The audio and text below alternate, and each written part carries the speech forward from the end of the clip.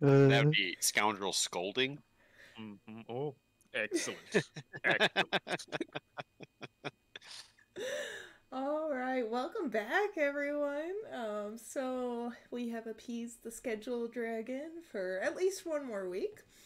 And Bolu, my biggest supporter, resubscribing for 21 months. Yeah, Bolu. So yes, long awaited, you guys. We finished campaign 1, and those videos will be posting over the weekend on YouTube. I finally got those downloaded and scheduled out. So for those of you who missed the finale while it was on Twitch, that will be posting on YouTube here shortly. And the post-campaign chat and shenanigans, that is still on Twitch right now, but that it will also be exporting to YouTube here shortly. I'm thinking Thursday nights for another Aliens game, before we do one of those cinematic playthroughs. And I think that's all the announcements I have for you guys right now. With that being said, who would like to do a recap? Who remembers? I did, because I started watching the first episode before the campaign. I didn't watch all of it, though. I only watched half of it. But, I mean, it was the most important half. Because I don't remember anything really happening at the beginning after we started the morning. Anyway, so, last time on our adventure, Ruben had opened up to Scarlet, saying that they had a mother who was also an orphan. After that, everyone went to bed, and then Scarlet and Carvat both decided to sneak out into the night to go and collect some poison. They successfully managed to gather some poison, though Oleander did get poisoned in the process, causing blindness for an hour. So perhaps that's maybe what the poison might do. They ended up returning, getting their poison back, and we woke up the next day. We kind of just spent the morning quickly kind of saying our goodbyes to people. We said our goodbye to Stremberry, the memory garden priest, who ended up giving us a compass to his heart. But no, he gave a compass that would lead anyone that was holding it to his location, or perhaps just the memory garden. Not particularly sure. But I think Hassad currently has that. And then we talked to the new, it's not mayor, what was it supposed to be called? Speaker? No? Alderman. Alderman, the new alderman. I think his name was Cesius, right? Yeah. Yes. Wow, I can't really remember that. And he ended up, we just kind of bid our farewells, and we made our way to the brigand encampment. We had just kind of snuck up towards the encampment, and we haven't even really started our investigation of what's there or what's going on. All we know is that they're near. All right. Go ahead and give yourself a point of inspiration to use during this game. Just a reminder, you can use the inspiration yourself, or you can gift it to someone at any time. It can be used to give advantage or re-roll rolls. Wait. Okay, so I shouldn't have done that. Because then you give me at the end of the adventure. Didn't you give me inspiration to use on the next adventure? Because we had only like an hour session. Inspiration. Then yes, you are correct. Yay! It's just Got him. it's very motivating inspiration. Okay. I'll try to be alright. responsible with it.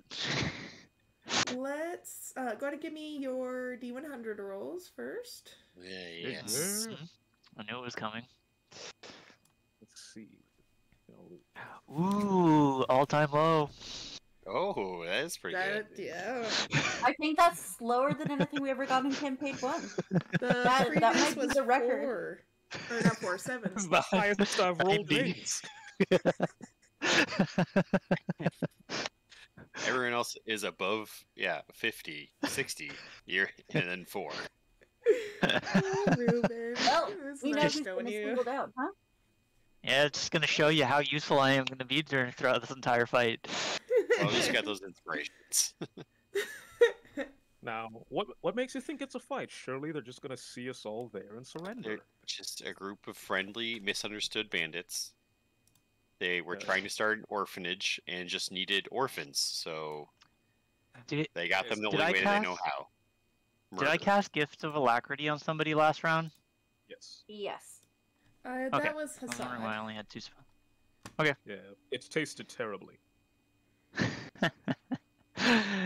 Okay, I was wondering why I was missing 2 first level spell slots. I knew 1 was on Goodberry. Wait, I have 1 use of that per day. Then what do I use my second one on? Anybody?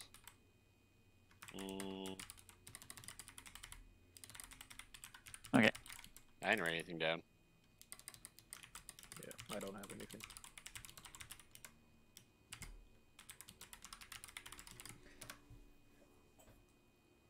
Do I have anything? Oh, it's on the other book. Let me check on mine.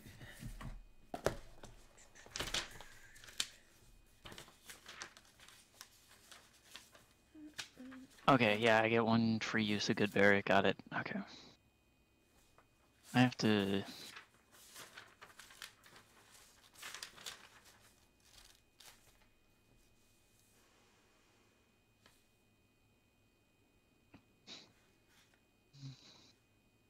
Okay. Alright, you guys ready to dig into it? Or dig your own Sure. graves? I Oh, no. Oh, we're gonna dig some graves. Man, it's gonna suck to watch everyone die. Alright, so yeah, you guys are currently on the path, and you hear what sounds to be a ruckus and a fuss. A little bit into the forest. How would you guys like to start? There's some sort of ruckus? It definitely sounds like bandits. I think we established that last time. Carvat should go investigate and Right. find Yeah, their that source seems- of water. Seems like a good idea. I can sneak up. Wait, why if would you we can find find the the source of water? I mean, you we gotta might need to find hydrate. important points. That way you know what to take over. You can't survive without water or food, right? Oh, see? Oleander's got a good head on her shoulders. Okay, aren't we just approaching the bandits and, like, telling them to release their people? You can certainly try. Why don't we see how many there are first? Right. You know what, Carvat? When you're searching there, why don't you make sure to find, I don't know, something like, find either the biggest bloke around, or the bloke that everyone looks like they're listening to. And then if you can point that out, we can converse with him later. Sure. Yeah. Right, Okay. right.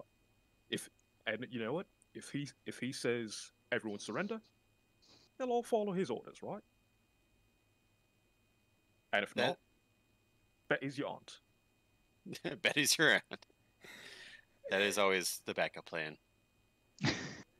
Alright, Carva, I will need a sneak and investigation. Okay. Let's see. Yep. Okay. Just stealth. Okay. Ooh. And then investigation? Correct. Oh, nice. All right. Pretty good. Oh. Nice. Stealth master over here. All right. Yeah. So I mean, I rolled a 19 and 18. It's pretty solid. that is epic. All right, so you managed to essentially sneak around the camp and get a good layout of the camp and back without seemingly any well, hold on. Well, hold on. Well, hold on. Wait a minute. Wait a minute.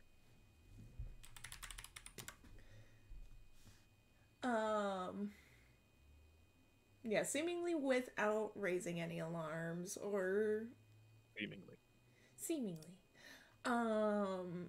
And get back. And what you found was a circle of about a half a dozen tents, and you see about as many bandits that would comfortably live in said tents. You also see a couple of cages that do have prisoners inside them, and then you also see a couple of Nefarian slaves trying to do their work but getting picked on, and a couple of bandits are currently fighting. That's probably how you were able to sneak around so well, because everyone was rooting on the fight. Sure. But with that, raiders are certainly causing a ruckus down there, but it helped out. I was able to sneak around. Did I find any like food stores or water? Yes, there were, next to a couple of the tents, there were some carts that seemed to hold supplies on them. Did it seem like there was stuff that was separate for the slaves and captured people than from the actual bandits, or is it all just one thing? I'm gonna say you did not get a close enough look. Dang. Okay.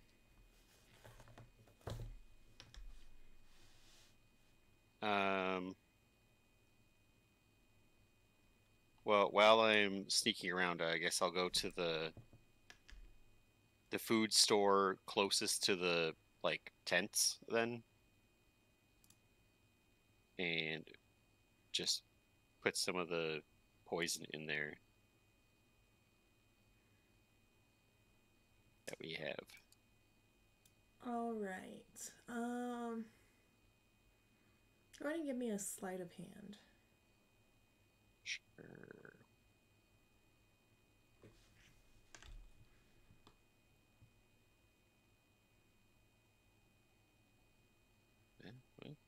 Okay. Oh no. All right. I got some bad. So I give them inspiration. I give them inspiration. Oh, so I can roll it again? You can. Please. Yeah. Well, it's better. Yeah, it's better. It's Alright, better, only got one more use but of inspiration. It's not quite enough. You did not reach the DC. With that being said, no. you do get shouted at. However, you don't get shouted out at by me. Oh. Guys, Oh, meet what? your enemy. I will have you all place your tokens on the map. And meet your enemy, Morris, also known as... Wild Bandit has appeared. I would like to let everyone know that the schedule dragon sends his regards. The impending potential TPK is because he's tired of your shit and our shit. I assume we place our token somewhere in the purple zone? Yes, except for Carvot. Carvot, put your token down and I'm gonna move it to, and you can move it to one of the carts chosen. Or one of the carts you see there. Yeah. I think he would be, well, yeah, we'll just go over by this one.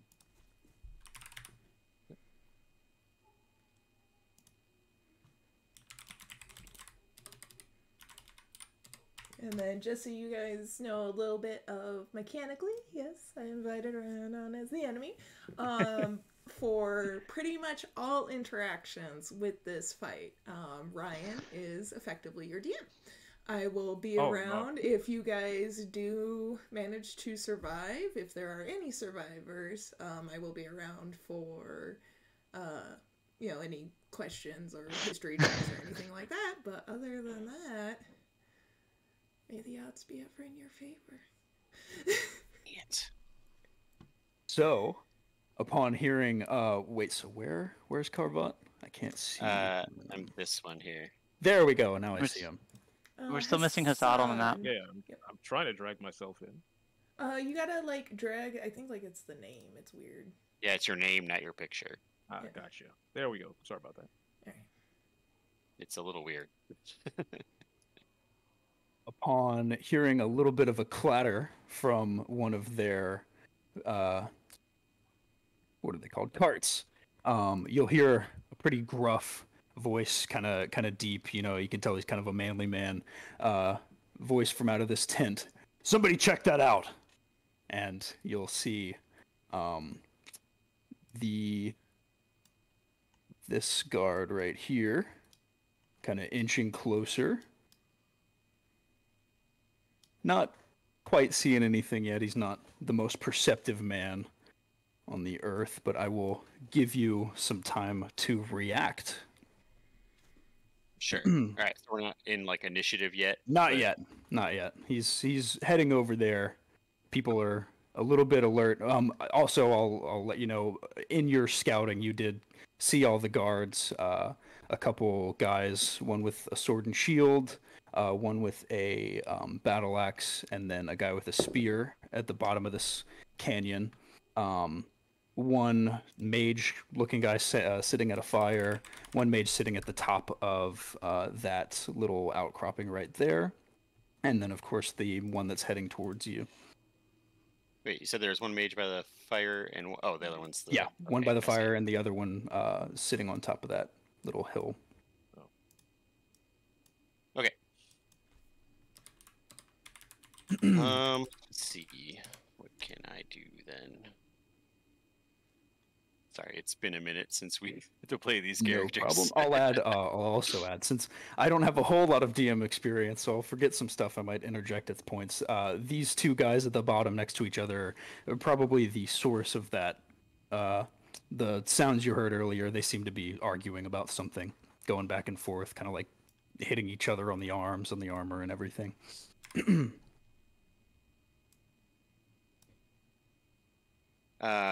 Okay.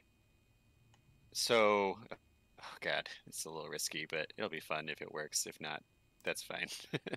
Can I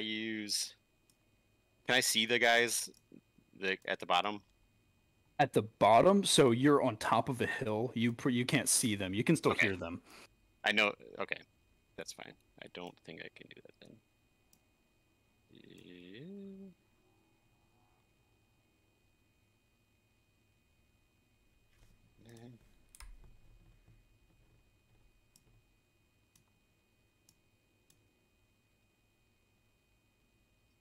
The rest of you likely heard the man in the tent shout at somebody to go and check something out.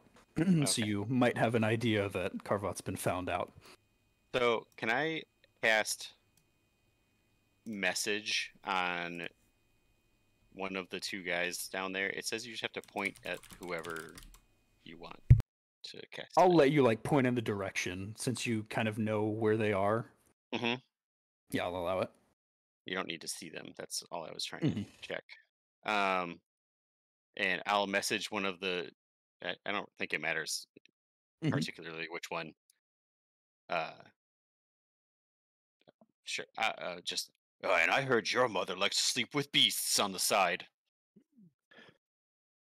I told you that in confidence. After a short pause, you'll. Oh wait, go on. Just try to sneak around like the tent if I can. Okay, I'm gonna let me roll for our buddy here. So that was at the guys that were fighting, just to try to get them more riled up. Yeah. I guess. So give me another stealth check. Sure thing.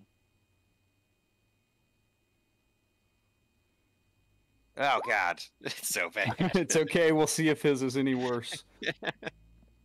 Oh, his is worse. So Yes. you managed to get behind that tent before he looks around. Nothing here, boss. And he's gonna start heading back towards his post. I know I failed the check, but was I able still to pour some of the poison onto the food in the cart? Like I didn't do it silently, but did I still do it? I'll say that you did it messily, so if they might be able to see it if they go to eat, but sure. You did manage to get it on the food, yeah. Okay, that's fine. I don't know that's really going to come into play now, but we'll see. Yeah. After a short pause, you'll hear kind of from the bottom of that ridge, when did your voice get so low? And why are you saying that to me? And then you'll hear the clash of a metal fist against a helmet as the two at the bottom of the ridge kind of start to tussle a little bit. Certainly distracted with each other, not yet using their weapons. All right. I'll say to Hassad, should we do something? In the background, I didn't say anything. Talking about. He might need some help. I'm gonna cast message to Oleander, I guess, and just say, I think I was seen. I might need some assistance. Just be ready. And then, let's see. I'm gonna choose the same guy, and just whisper again. Just, your mother was a hamster, and your father smelt of elderberries. give me just a straight D20 roll. We'll determine if you got the same one or if you said it to the other one. That's fair. I'm just sort of pointing. It'll hit. Yeah, probably since you're pointing in the general direction. I like it. I'm down. I'm not like familiar with them. Oh God. Oh. So it's good that it was a bad roll because the amount didn't matter. It was even or odd. You managed to get the right person. Nice. Now they're just full on going at it. They're on the ground. This guy at the top of the hill kind of starts to, what's going on over there? And he starts heading down the hill to take a peek. There's just the one mage that's still kind of like over here? Yep, sitting at the fire, and then the couple that are to the south side of the camp on the hill.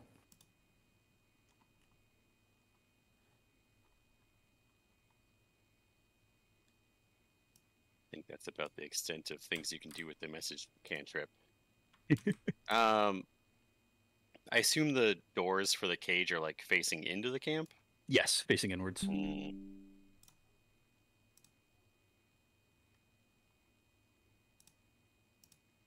And I'll probably turn this guy around since he's sitting at the fire warming himself. So he is looking towards the right. I sort of figured, but it's getting loudy over there. Yeah. Maybe Carbot got caught. Should probably say I'm gonna just take a ball bearing and try to hook at the side of the mage's head, like the side towards where things are going down. All right, give me an attack roll. Which mage? The one at the fire, or the one at the down? fire. Okay. I'm trying to get him away, at least away from the cages a little bit. Mm-hmm. So you're trying to hit him, or like somewhere behind him? Try to hit him, but like on this side of the head, kind of. Gotcha. Okay, so yeah. It seems more like it came from that direction. It's gonna be a little hard, but yeah. No, that's fine. It's getting more towards we're just gonna have to attack these guys, I think. We'll see. Just do you want? I guess is it just like yeah. an attack, You or do an attack roll with like add your dexterity to it, but not my proficiency. Do your proficiency too. All right, I'm just gonna roll a dagger then, because that should be the same thing. Go for it.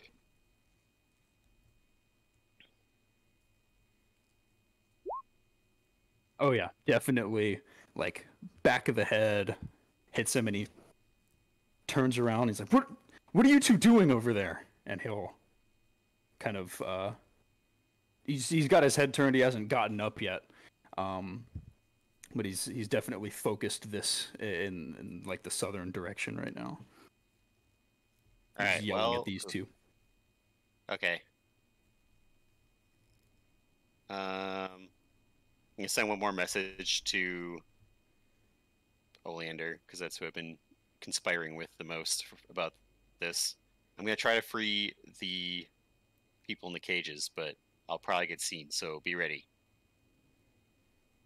And then, as sneaky as I can, I'm just gonna try to get around and try to open up this cage first. Stealth check and a sleight of hand. Sure thing. And I do have proficiency with thieves' tools, which I think. Yeah. So yeah, it's different. God also, damn it. Persuasion if you want. Oh, never mind. I was gonna say persuasion if you want the prisoners to hush, but never mind. Can I actually use a cantrip to cause like another distraction to like maybe help out? I don't know. Actually, let me make sure that I'm close enough. I should be. We're not too far away, so I think you should be. Yeah, I have infestation. Can I put infestation on that guy? Yeah, you can. Yeah. To try to help my. Yeah, because he's gonna be freaking out because he's covered in bugs. Which one are you doing that on? The guy. This guy's 25 feet. The guy at the bottom. Yep. Yeah. Right, yep. You can do that. Is he still not close enough to the two guys fighting? He's like curious. He's not wanting to leave his spot, but he's kind of like looking at what's happening down at the bottom.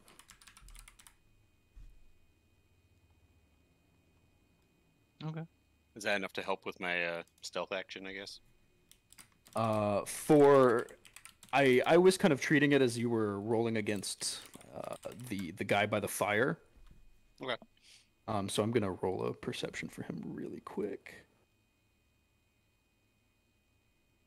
Man, I wish I was rolling better.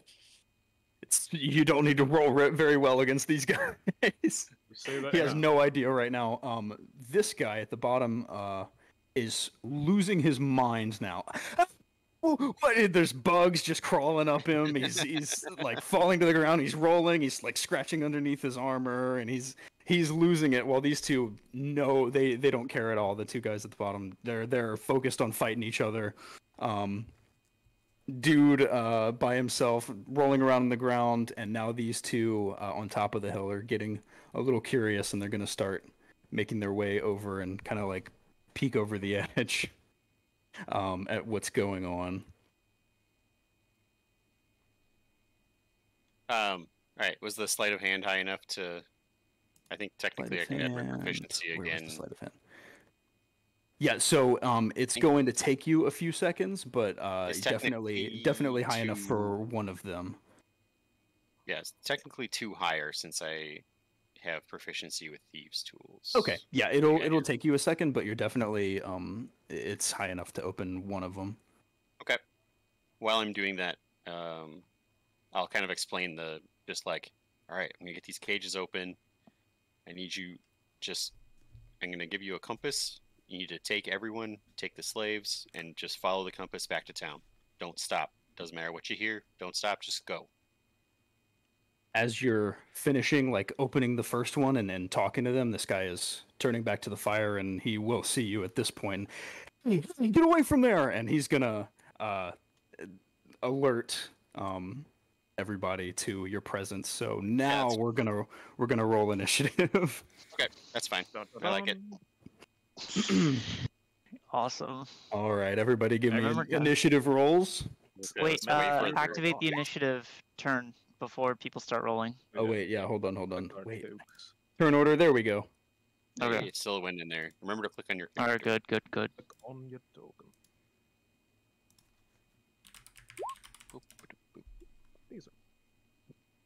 Oh my gosh! Wait, remember Hassad, you have that extra D.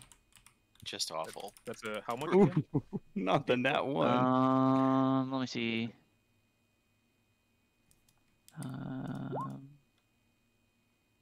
D8. It's a D8. All right, let's see. Ha! Nice. 24 is your initiative. That's gonna have to be changed, man. Yeah. Damn. This is a whole process. I mean, Hassad's been waiting for this to go down the whole time. Like, I think he's itching. So it makes sense. Betty's your aunt time. Just charges in. Betty's your aunt. Oh, and I'm gonna roll a batch just for the slaves and prisoners batch initiative. I'll run them.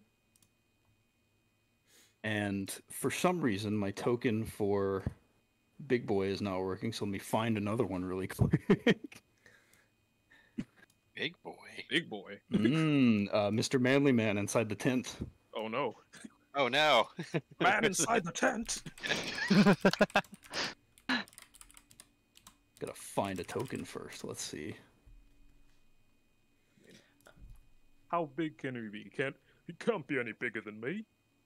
I mean, just look at me.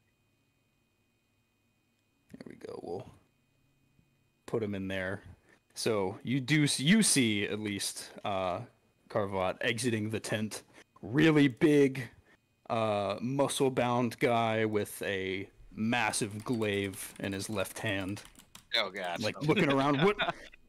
What's happening?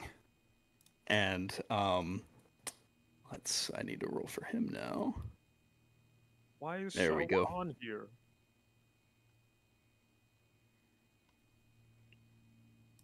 Okay. All right. Sort. Nice. Top to bottom. Okay, so reacting first, we have Hassad. He's been ready. He's been ready. He's been ready. Yesterday. just sort of tweaking, ready to go. All right. So Hassad looks to his deputies and says, "Looks like it's time for valor to be the better part of discretion." And he'll take out his sword and leap right into the fray to slash this guy. Literally jump to slash this jump guy. off a cliff. Yes. All right, give me an attack roll. Wait, what? Jump in. All right.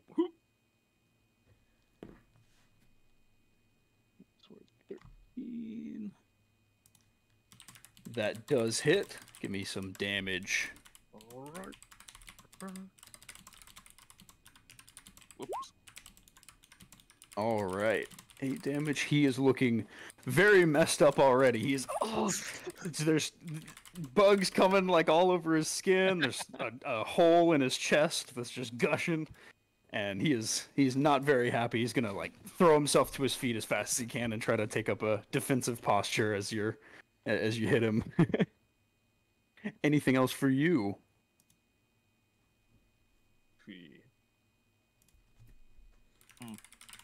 I can't use command just yet, but I'm going to turn to See, how many of them have noticed me after I made my big leaping entrance? All of them. These two guys that were fighting earlier, they have stopped. They see their friend gushing blood. The two at the top of the hill are looking over at you, ready to strike.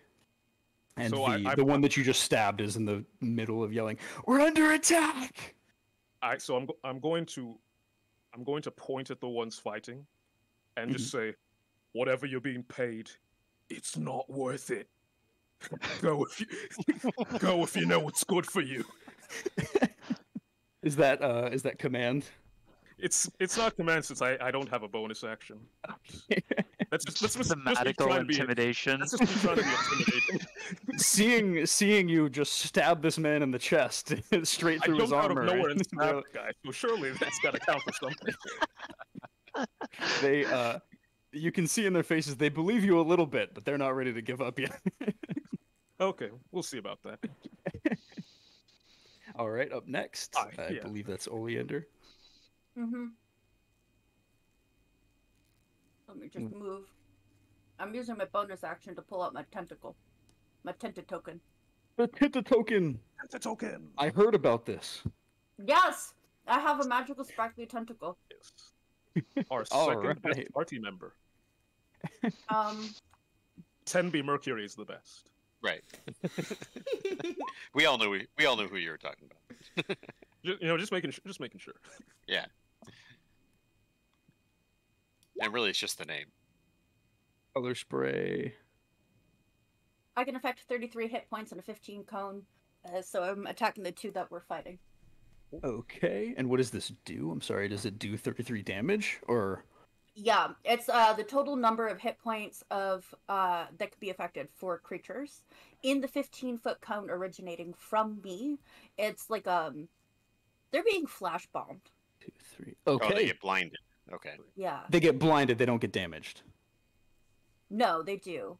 They do get damaged. 60-10, the total is the amount, is how many hit points of creatures the spell can affect. So I rolled for the amount of hit points, and it can apply to any creatures in this 15-foot cone. I don't think it does. Yeah, so it doesn't damage them. It does the effect that's on them. Both of them are fully affected. Those two. Yeah. They are definitely blind. Yes, so these men that were just fighting each other are now swinging wildly. I can't see, and they're still like. One of them manages to hit the other while they're flailing, and they're back to fighting again. They're blind and they're just going at it. You idiot! And they're I don't know what you're talking about. And then so they're once again preoccupied, blind, and fighting. Nice. Is there anything that Robin Hood Men in Tights doesn't have a gift for? But that uses my movement, my bonus, and my action, so I'm all done. Okay. All right, so up next is our big boy. He's gonna see Carvot by the cages, and he's just gonna rush him. And yelling at the other one, get over there and help them. And he's going straight at Carvot. Really pissed that I rolled so low on initiative.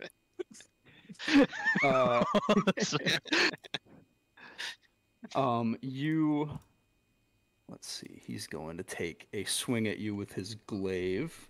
To glaive. Come on, quick! Play dead! Does a 14 hit. Oh, you're rolling publicly. Oof. Let's see. What's my...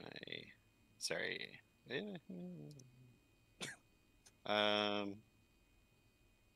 Damn, yeah, it does. Does hit, okay. My IC. Damn, that sucks. Oh, no. Rolling damage. You lucked out a little bit. Oh, I don't know why it rolled twice. Disregard the second one. Oh, no. That's damage that you just rolled by accident. Yeah. Wait, what? Damage. You did roll the damage. The 14... Oh, it was the same damage for both of them. Wow. That's an unfortunate... The 14 was damage that you rolled, not... Yeah. Well, yeah. Oh, I see. Okay. Yep, that was damage. Yeah, by the way, that was a lucky miss.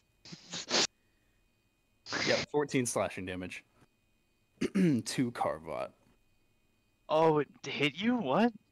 Yeah, it hit. It hit. Carval, what's your AC? 14. 14. Oh, That's rough. I really thought it was higher than that, but I was like, I'll check just to make sure. I was the squishy mage. And as a bonus action, he is going to summon his echo, and his echo is going to summon his echo. Run. He's gonna summon his echo. And his echo is gonna stand right here in the opening, kind of urging the mage that's sitting on the log to get up and get going. I've got this one. Go. And that is it for him. Who's next? Oh, old guy in cage. Old guy in cage. So, which one did you open? Which cage did you open? One with the 2 people in it. The 2 people in it. Okay, so this guy is gonna get up and he's taking off towards the outside, towards the forest.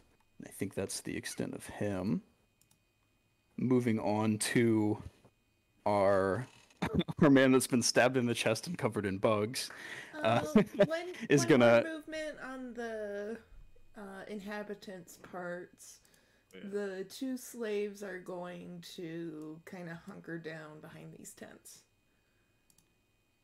Oh, you have them all as like one initiative. Yeah.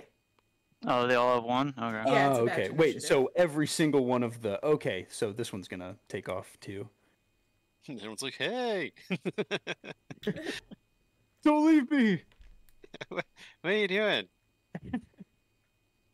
Alright, up next, we've got... Yep, our man that's stabbed in the chest and covered in bugs, and he's gonna take a wild swing at Hassad with his... Where is it? Wild swing at Hassad with his scimitar. 17. Ooh, that does not hit. Does not hit. So just he swings and it just clanks off your armor, and he's terrified, just shaking, bleeding in front of you. Wait your turn. I've already stabbed him. Wait your turn.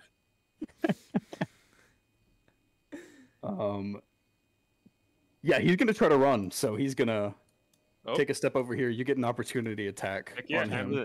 I have Sentinel, so if I hit him, he can't run. Okay, go for it.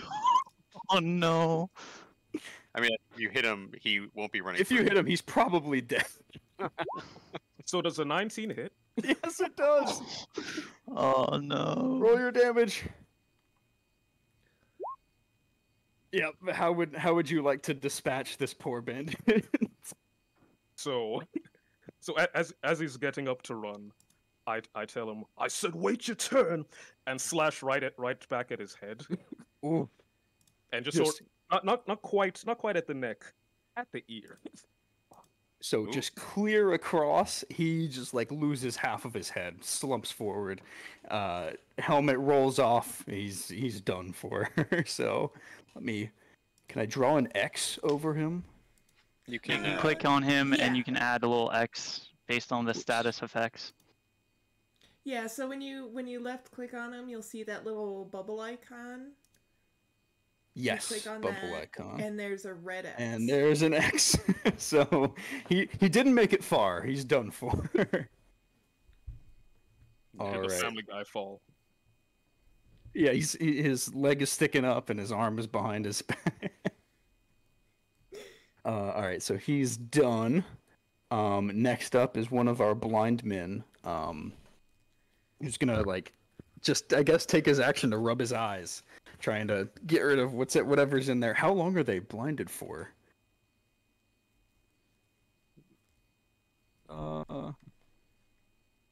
1 round. Okay, so he's like trying to wipe it out of his eyes. Unable to do much else aside from take a kick at his friend that's also blind next to him. And I'm assuming that's Ruben that's up next. Yep, whip. Go for it. Yeah, Whip. I'm whip. Go for it, whip. Okay. had a thing, and then a guy just died in front of me.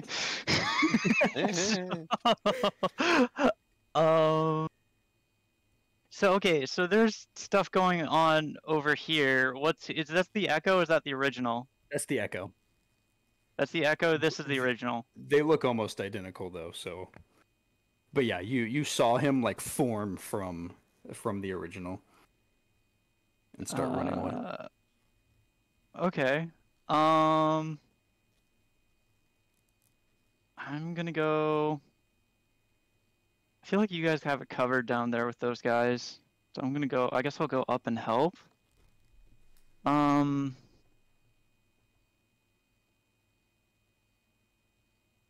yeah, I'm gonna move back over here. Can I get here? How big's your movement speed?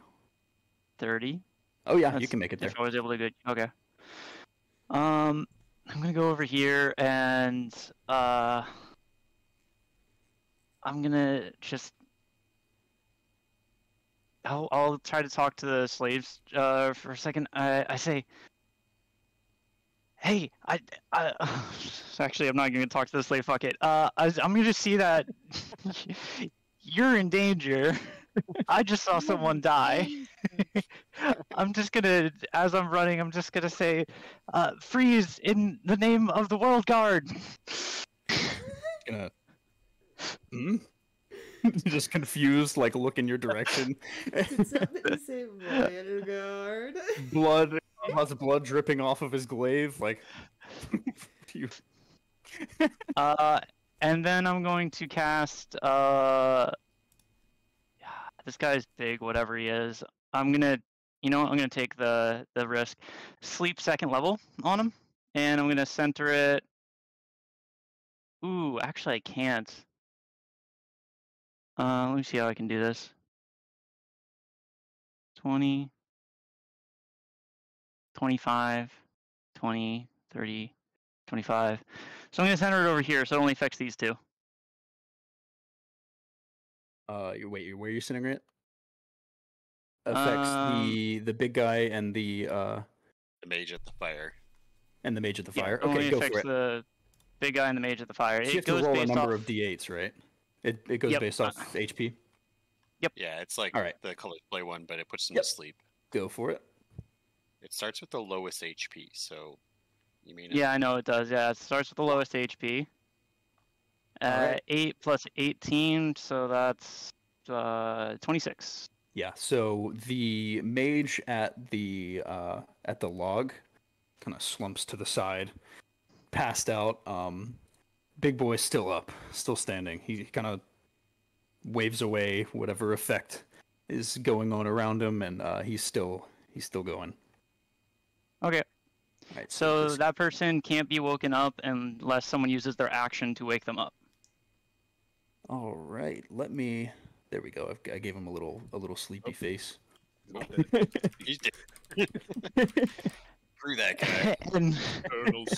And so what Ruben's gonna do is he'll just take out from his bag. He'll just take out a thing of tart, like a large tart. He's just I made tarts, and just the aroma from the tarts just gonna go over to the one mage and just waft right in their face, and they'll just pass out.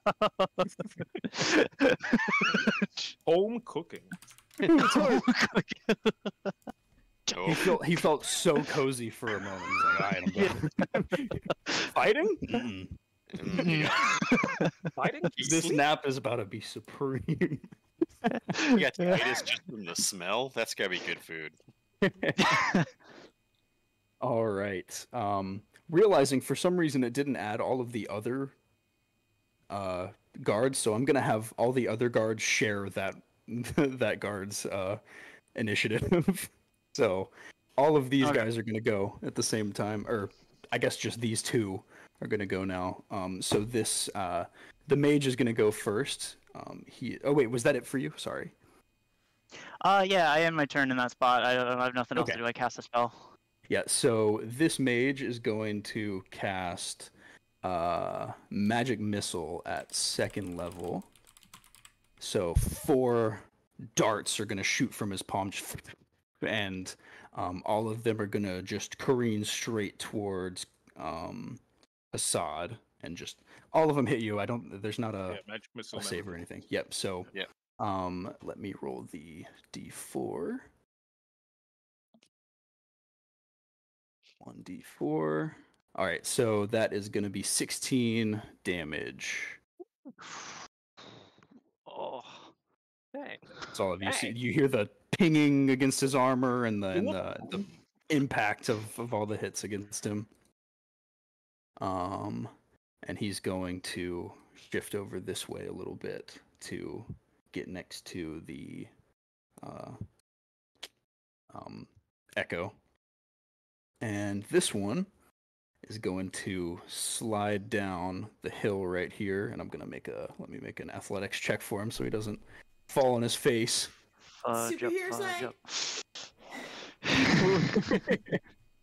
Alright, he's okay. He has a little bit of athletics, so he's fine, and he's going to run at Oleander and take a swing with his scimitar. Oh boy. Oh, nat 1. So he swings Nice. and just his scimitar just falls straight out of his hand. And he's sitting there like completely open-handed, like, what am I gonna do next? And that is it for him. He's gonna kind of like step away a little bit, but not back entirely, kind of trying to shield his blind friends from you. Yeah, with that I'm gonna be like, Assad, that's your next one. There he is. So it is. oh, thank God I'm out of line of sight. Just make sure you take care of Mr. Magic Missile over there. Why don't you? Oh, I will And- after these two blind ones. And that's it for the bandits. You are up. It should Me? be fun. Carvot. I finally get to go. Yeah, you get to go. Let's see. The options aren't great. So I'm gonna. Hold on, you do some. Oh, that's like on the other side of a cliff, though. Mm-hmm. Down there. All Yep, right. they're at the bottom of You're the not gonna cliff. you're not gonna engage the big guy? Yeah, we Fuck kind of no. have it handled down there. You should Yeah, worry we got about this. yourself. We got this. You get that one guy. We'll get the other like 8. I get this giant dude. yeah. We're Just by slowly working our myself? way. We're slowly working our way towards you, and you have Ruben. You're fine. That's, You're Yeah, doing great. we're behind you. You're doing great, Carvot. this is what rogues are good at. This is what rogues are good at: face tanking fighters. Use Your your blood's distracting him. Keep going.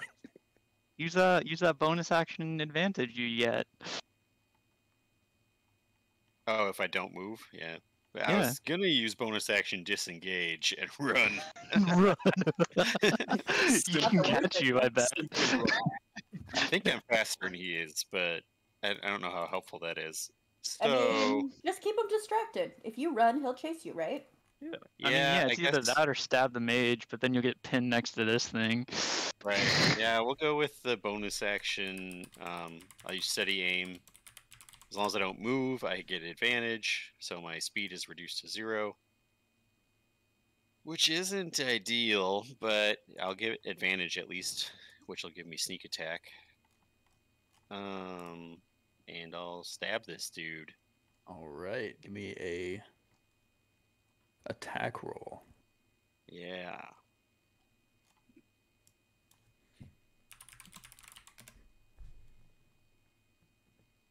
What? Why aren't you rolling? There it goes. Oh yeah. Oh? Screw that guy. What is it?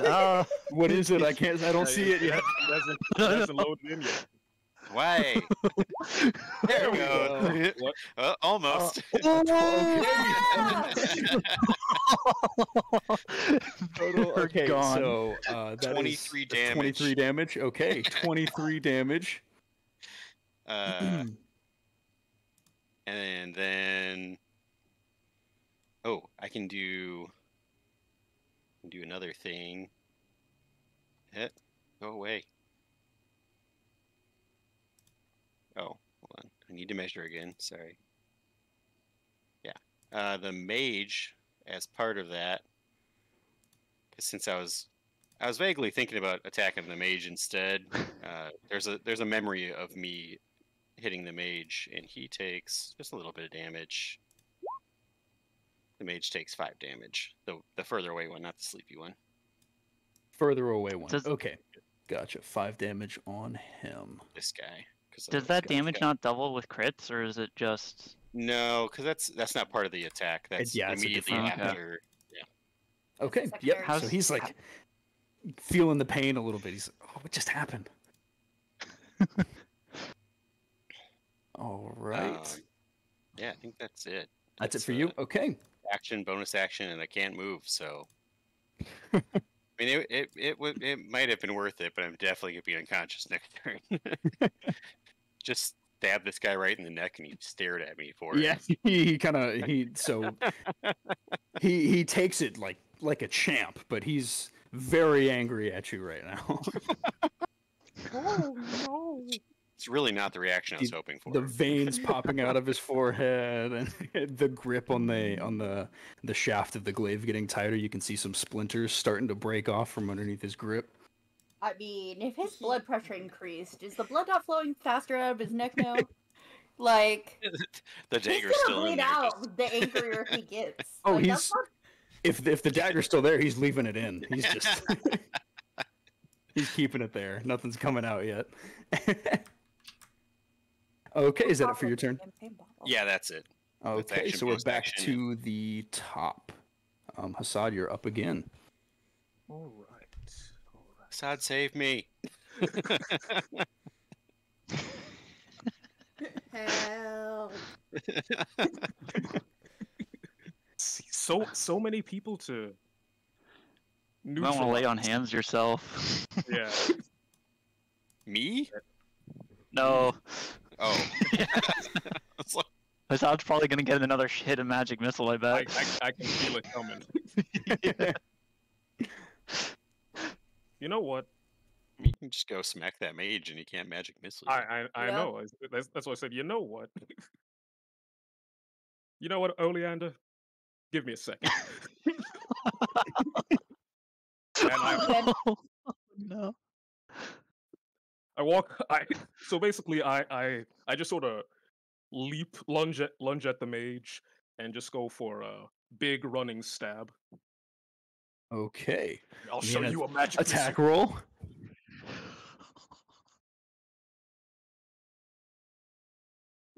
Does a 23 hit? Yeah. Definitely hits. Jesus Christ.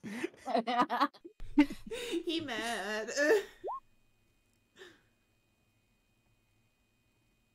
Why is your 2-hand damage always lower? I don't know. Good thing I'm always. He's duelist or something like that.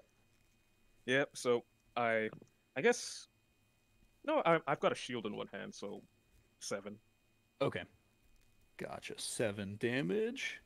Okay, he takes the slash right across his arms. You can see his arms start bleeding. The blood's flowing down a little bit, and he's kind of jumping back, and he's ready to cast again, but he's kind of shying away from you a little bit with the echo kind of pressed up behind him. All right. Anything else for you? Well, yeah, that's about all I can do. All right. I've done my attack. Oleander, you're up. The squishy mage is squishy. Yeah, those guys aren't blind anymore. Yep. These guys are the end of my next turn. Okay. Well, so yeah, one turn. So after this turn, they'll be blind. Yeah, so once I'm done, they won't be blind. Yep. Yeah. So it says until the end of your next turn. Oh. And to subtract each creature's hit points from the total before moving on to the next creature, that it has to hit all of their hit points. And you said both of them are totally affected. Yes, both of them are totally affected. Cool. They are very boopable. They are very boopable. We are casting Primal Savagery on the one that's in front of me. And we're going to use my tentacle as my bonus action. All right. On the other one. 14 hits. Both of those hit, so 12 damage. Oh, okay, wait. So four acid damage on the one next to you and 8 cold damage on the one in front of the tentacle, right? Yeah. Okay, so reeling from the attacks, and their vision's starting to come back. They're like blinking at you and kind of grabbing. They have their hands on their weapons. They're ready. Yeah, ready and the one that the you. tentacle attacked, its speed is reduced by 10 feet until the start of my next turn. Okay, so it's like ice. I'm assuming the effect is like a cold effect. Okay, so you can see kind of the area around his feet kind of get frosty, and his shoes are kind of sticking to the ground. So he is definitely slowed. Anything else for you? No. Okay, moving on. It is Big Boy's turn. Morris's turn. He is going to use his bonus action to swap places with his Echo. So you see in an instant they kind of instantly swap places, and now the Echo is facing you, and he is right behind this mage, and he is stabbing over the back of the mage with his glaive at Hassad. Lame. Imagine having to use a mage as a shield. Size, big boy. I mean, it's good for me, so I guess I won't. 17. Nope. Does not hit. So he takes a stab, and then it goes like just straight past your ear. Just barely managed to dodge out of the way. You should have tried hitting the mage. You probably would have hit something that way. All right. And now the Echo is just kind of menacing over you, Karwat, just kind of staring you down, ready to jump at you. And that is it for his turn. Oh wait, I'll keep the slaves will stay there, but the other two that were escaped are gonna kind of get off into the forest to a little more safety, hiding behind some trees. And now we've got, okay, he's dead. It is the one in front of Oleander's turn. So he is going to take a swipe with his scimitar. Just straight directly down at you. The magic blindness coming out of his eyes, and he's like beet red and swinging at you with all he's got. So let's see. I need to ask, did they hurt themselves when they decided to start fighting each other when they were born? They weren't trying to kill each other, so they're not, didn't do any damage, but Listen, they're I don't kind try of to damage myself, and I regularly run it. So I'm just saying. 6. Does a 6 hit? No. Okay. My armor's bad. It's not that bad. All right, that is it for him. And it is Ruben's turn. All right, seeing all this chaos happening, I think I'm going to cast Dragon's Breath on myself. So Ruben's going to take out a piece of bubble gum and just start chewing it. And he's going to move right here so that he can hit these two. All right. And he's just going to blow a big old bubble and then pop it, and a force of energy just blasts at these two. That's awesome. And he's dealing Dragon Breath but force damage. Okay. Does that need to... It's not like a dexterity save or a roll to hit or anything, is it? It is a dexterity save, but they take half as much damage as they succeed. Okay, so... And I am now concentrating, so let me add a little concentration thing to remind everybody. All right, 18 for Morris. And...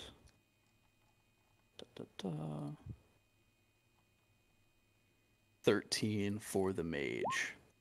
The mage fails. The mage takes 9 damage. Morris takes half of that, 4. 4, yeah, rounded down, right? Okay. Morris takes 4 damage. The mage is looking incredibly hurt, but still kind of barely staying on his feet.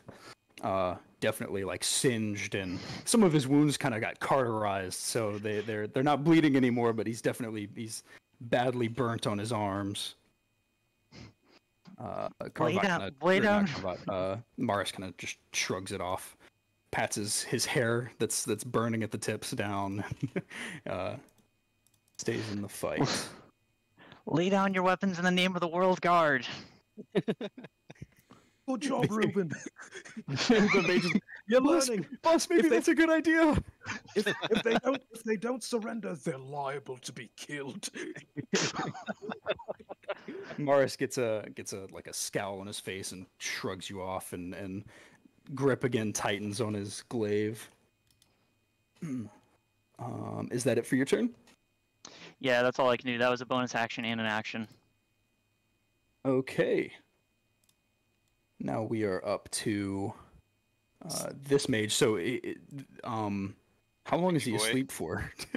Until someone wakes him up. Until someone wakes him up. So he's asleep for a minute. So 10 rounds. Oh, okay. He is out. Long enough, yeah. All right. Okay. Oh, and they all share the turn with him. Okay, so other mage is gonna see he's almost dead, and he sees his buddy is basically asleep. Can I just hit him with something to wake him up? Is that like you can hit him to wake him up, but it will do damage to the person. Okay, that's fine. The other mage is gonna cast magic missile again at 2nd level. Oh my 3 of them are arcing, just hitting. He basically puts his palm like inches away from Hassad's chest, and 3 of them just go straight in, and the 4th one is gonna go and hit his buddy that's asleep on a log. So he's gonna jolt awake. Let me roll that damage really quick. That is 3. For some reason, this is rolling as to GM now, but that is 3 per, so 9 damage to you, Hassad, and 3 to this mage, but he is now awake. There we go. He's what happened? I smelled something amazing, but everyone's fighting.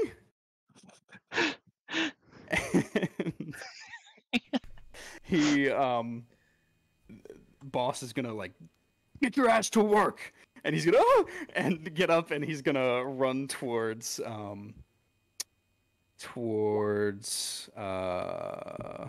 Carvat. He's gonna run up to you and cast Hold Person. Jeez. Because Carvat's going somewhere very fast right now. Hold Person. So that's a save for me. It's con, right? Yeah, so let's see. Target must succeed on a Wisdom saving throw or be paralyzed for the duration. Yep.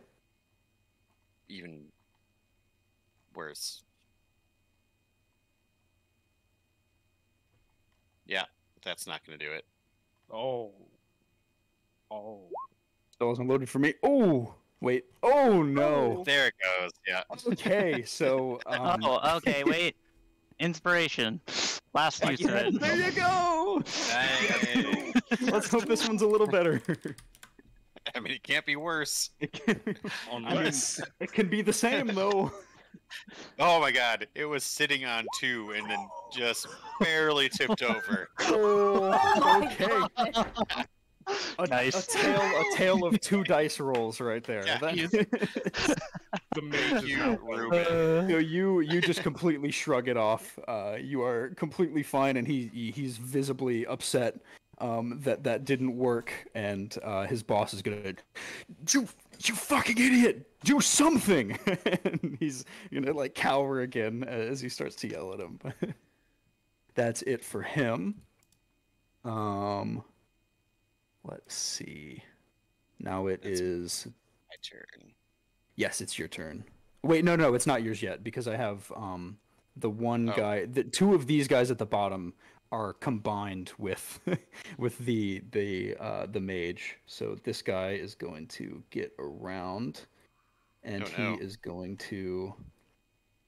Whoops! I didn't mean to combine them, but he's going to take a swing at Oleander from behind. So this will be with advantage.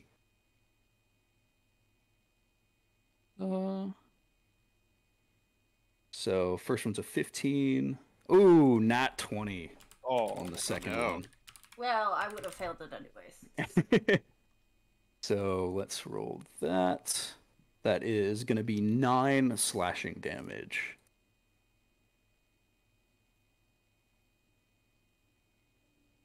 And that's it for his turn. This one is also going to take a swing at Oleander. Oh no. Yeah, Hassan left me alone with 3 people. 2 was fine. You did put yourself in the situation.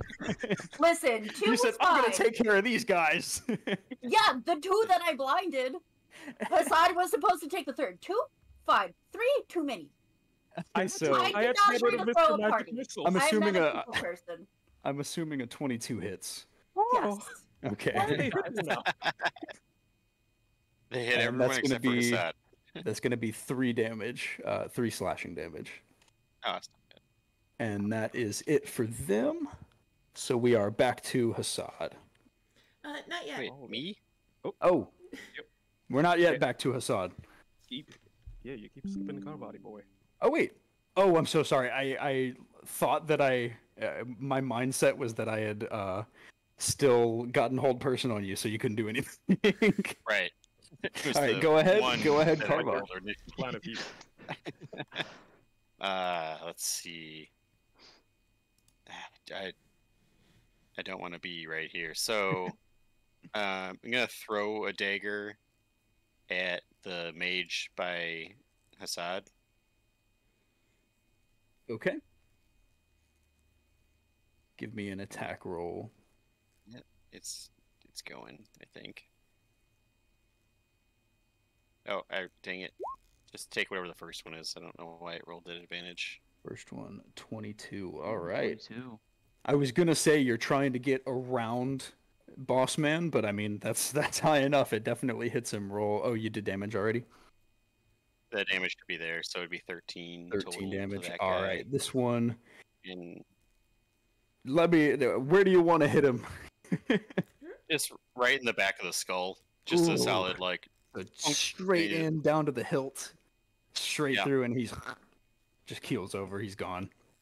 And then I'm going to use my other whales from the grave to deal damage to the other guy, to the other mage. Okay. 4. All right, so 4 damage on him. Got it. That was this guy. And then I'm going to disengage and bonus action disengage and try to get out of this situation. 5, 20, 25, 30, 35 is my movement speed. Okay. Yes. All right, and is that it for you? That is it. On to... Still not Hassad. Still not Hassad. Wait. Nope. I need everyone to roll a perception check real quick. Oh, no. Okay. Sweet. Ryan, you can just do a batch for all enemies in general. Okay. The enemies are rolling perception checks? That is a 21. Well, I perceive Natural nothing. 20. Well, I definitely didn't see it. Ruben does social not want to batteries be went here. All right. For those of you that succeeded on the perception rolls, you guys. Who succeeded? Yeah, well, I mean, I assume it's just the bandits and Ruben. But... DC was.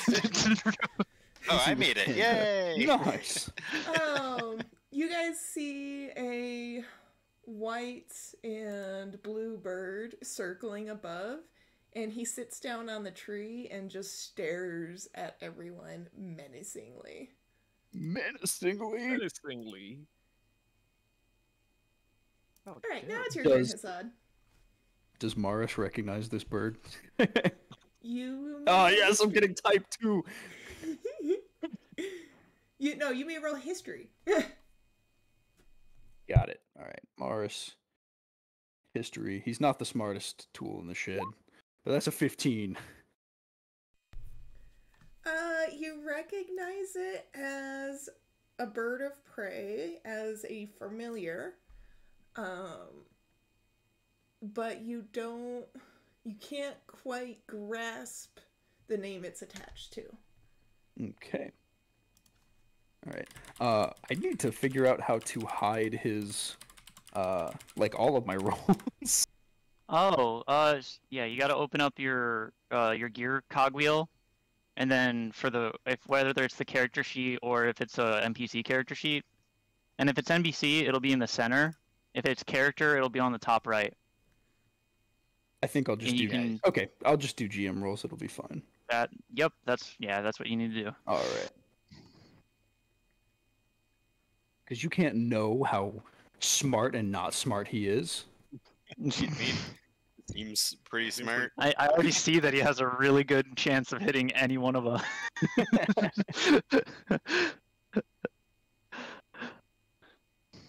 All right. Okay, so now it's Hassad. Correct. All right. So, now it actually take it away, Hassad. So Hassad's gonna lay on hands himself, taking me back to 31, and I'm gonna step over the mage's body, right up to Morris. And how tall are we in comparison to each other? Not standing up is like 9 feet tall. You're like 9 feet tall standing up. You're like about 1.5 feet over him. So Hassad's going to look down and say, "Hey," and let's see.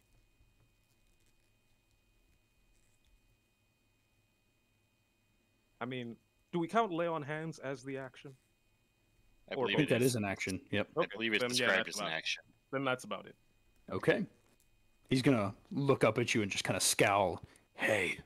we're doing the Hogan versus Andre pose. Right yeah, now. they're like squaring each other up, ready to go. All right, that's it for you. Yeah. It is the bird's turn. It is the birds. All right. 2 seconds.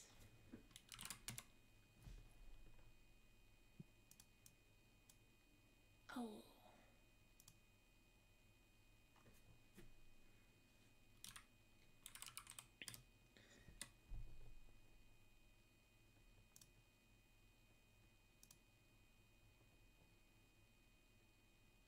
Two seconds, hold on, it's loading. Oh my god. I'm sorry! Wait, what? What words does this bird know? What does the bird say? What does the bird say? That's what the bird says. Whoa, good morning. That's what the bird says. The bird says, "Whoa, good morning."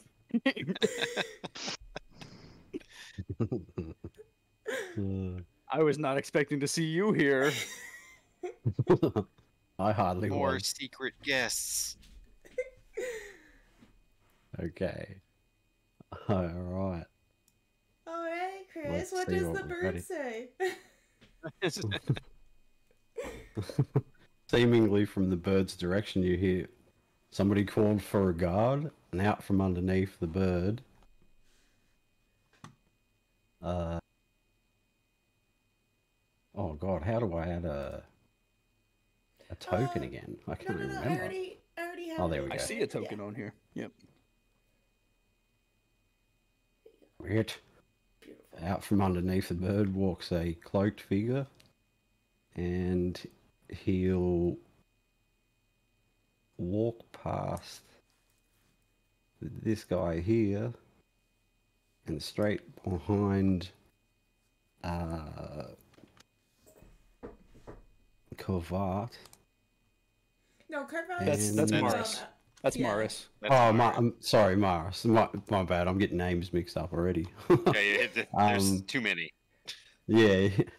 And I'm gonna inflict wounds at 3rd level. Yeah, please don't do that to Cobrat. Oh my god!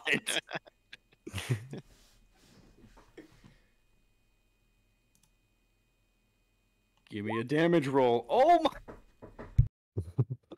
Wow, 36. Morris 20 to hit. melts. Call him Meltus, because Morris is a puddle. That's more than I did with my crit. Jeez.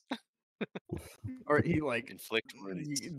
All of the anger and everything just melts away as he just turns into a puddle on the ground. Morris is gone. I think I'd like to think that as he's probably turning into a puddle, I'll cast Death Ward. I think that's what it's called. Spare the dying. Spare the dying is what it's called. Oh, so he is laying on the ground, kind of like just barely hanging in there, breathing really ragged, and legs on the ground.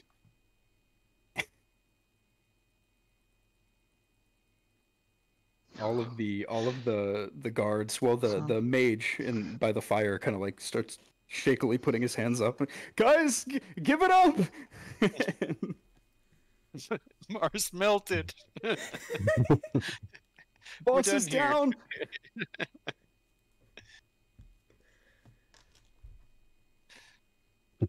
Just to be clear, so they're still alive. They're not, just turned to liquid in front of me, right? Yes, he's still alive. The rest of the guards that weren't already dead are still alive.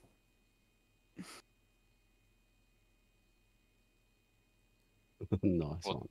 Awesome. That's pretty much my turn. I mean, it's a solid turn.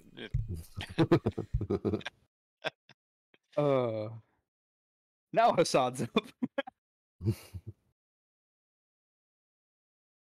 No, Hassad just took his turn. Hassad went. It's Oleander. Yeah. Oh, okay, sorry. It's Oleander's turn. Yeah. We put off Hassad enough.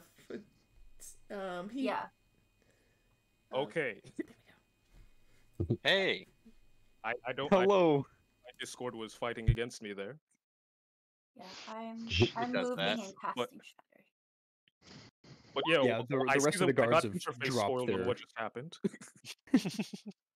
A mage stepped out of a bird and just melted Maris into unconsciousness. What? Just touched him and yeah, did 36 damage with inflict wounds and just he's down. Not fair.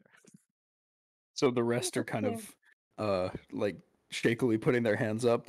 After Oleander leaves, this one is going to just gonna start stripping off his armor, and he's gonna make a run for it into the darkness.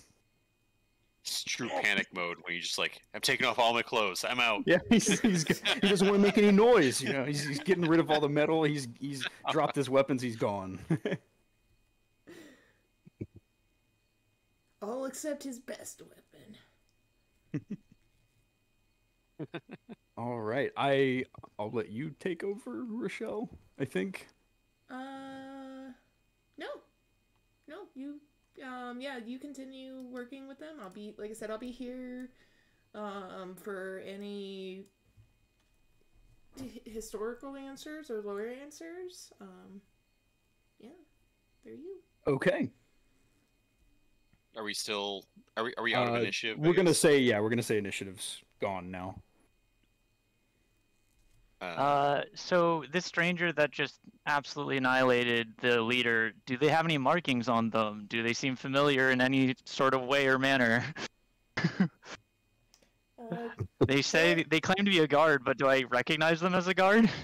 I will allow investigation or history. I'll do they investigation. Well, okay, so were they a bird and then turned into a person, or were they did they just have a bird and then walk from a 25 in investigation? Okay, Zidori, go ahead and describe yourself. Okay. At first, you notice that the bird is separate from the man, and Yeah. at first you see a hooded, like cloaked figure, and he kind of turns to you, whips back his hood, and he's pretty like dressed ornately with armor and stuff, and you realize that he's of the light realm, and he says, "Hello, I'm Zenoria Oxal, enforcer of the dark realm, originally of the light realm." Oh, enforcer. Oh, thank God. Because Assad wasn't Oh. Poor Assad. So that's supposed to me.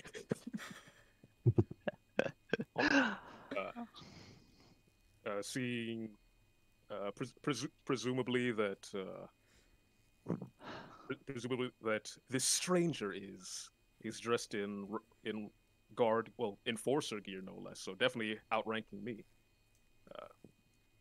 I'll raise a very bloody paw out and say, well met, stranger. What brings you around here?" And without missing a beat, he reaches out, grabs your hand, and says, "Well met. What seems to be the problem here?"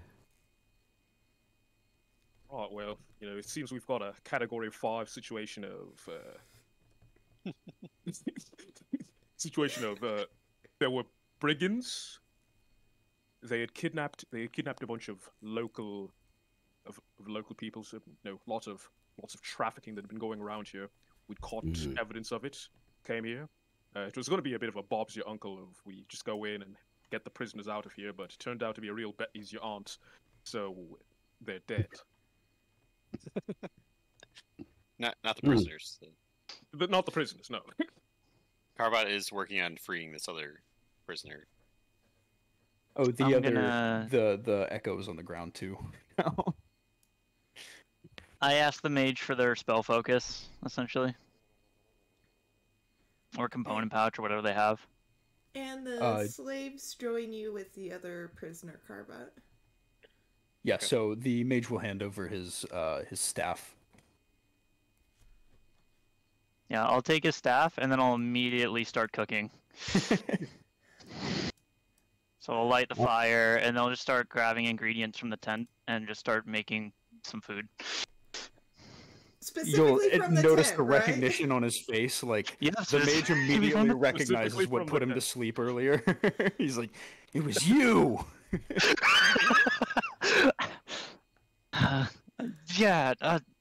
Hey, at least you're alive. If I smell this, I'm not gonna fall asleep, am I? No, but I mean, you'll feel better about your situation, I assume. He's gonna shakily sit down on the ground, looking towards the fire.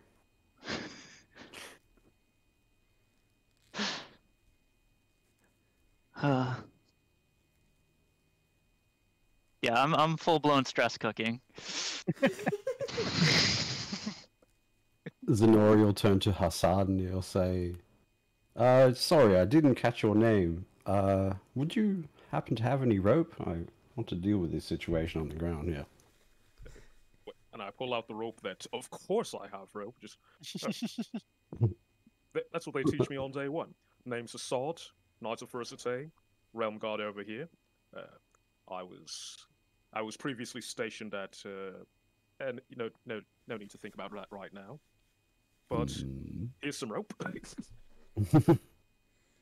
And Zenori just starts tying up the guy on the ground, Morris. As he's being tied up, Morris is gonna glance over at Hassad. He's, "Hey, you look familiar. Do you, by chance, have a sister?" So Hassad's going to pause on that. And he's very weak, staring at you, but so immediately look look down at him, just sort of get all fours, get right in his face, and say, "What's it to you?" You like to pretend you're better than the rest of us. I know you're kind. Trying to pretend to be something you're not. A filthy guard. And he's gonna spit in your face. Oh. So, gonna reach up, sort of, because I'm already a mess from the blood, and that's just going to really upset me. And doesn't like water. Think I'm better. I am better than you. I have never gone so far as to enslave the innocent. I've never gone so far as to kidnap bleeding children. What you're as far as I'm concerned, regardless of what I have done, you're nothing but the scum beneath my boots. So tell me, what do you mean, do I have a sister? You were on that same path. I can tell. I can smell it on you. That's all you're getting from me. And he'll turn over with his limbs wrapped. I want to cast create water on Maris and be like, you need to chill out. You have no right talking to anybody in that way. And let me tell you, the actions are only get more severe the farther you go with this nonsense. You chose your life path. Don't you dare project your own misgivings onto others. So Mars is just drenched in water. He's gonna scoff and just take the water and ignore you. So Mars is giving me some attitude. Hassad stands up and sort of speaking in more of a loud roar. I'm gonna cast command and say, "You kneel right now, little scum, and tell me what you know." And so yeah, got to make a wisdom save, or else you'll just grovel. Wisdom save. Nat 20.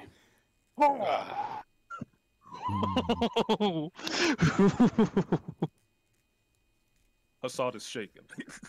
Brutal. Shut up. And he's just gonna keep laying in his wetness and in his bindings. Zenori's gonna reach down and grab him by his scruff and reef him up to his feet, like nose to nose, and say, "Well, that will be enough out of you. Speaking of recognizing people, do you recognize me?" Does he recognize him?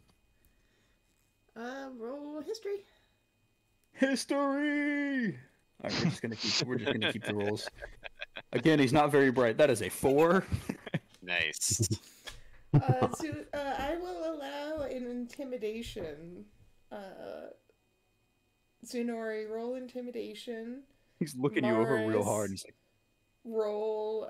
You can do a contest roll of just a charisma save. 8. Ah. He was such a hard ass 3 seconds ago. Yeah, so this is the guy that just shrugged off magic. For the history check, you don't personally recognize him, but the armor sure scares the crap out of you. What are you doing here? His lips trembling a little bit. I'm here for more personal matters, which makes me a little bit more, how should I say, loose in this situation. Have you heard of a boy of Oxal? A small boy. It's another history check. History check. He's an idiot. He's not gonna get it. 2. Specific boy, no. But you have handled. Maybe my face will seem familiar to you. We kidnap plenty of boys. Is there a specific one? looks like you. Yes. Would I remember a specific one that looks like him? Would he? Make another roll. I'll let you choose if you want to do history or insight. Let's do insight. 9.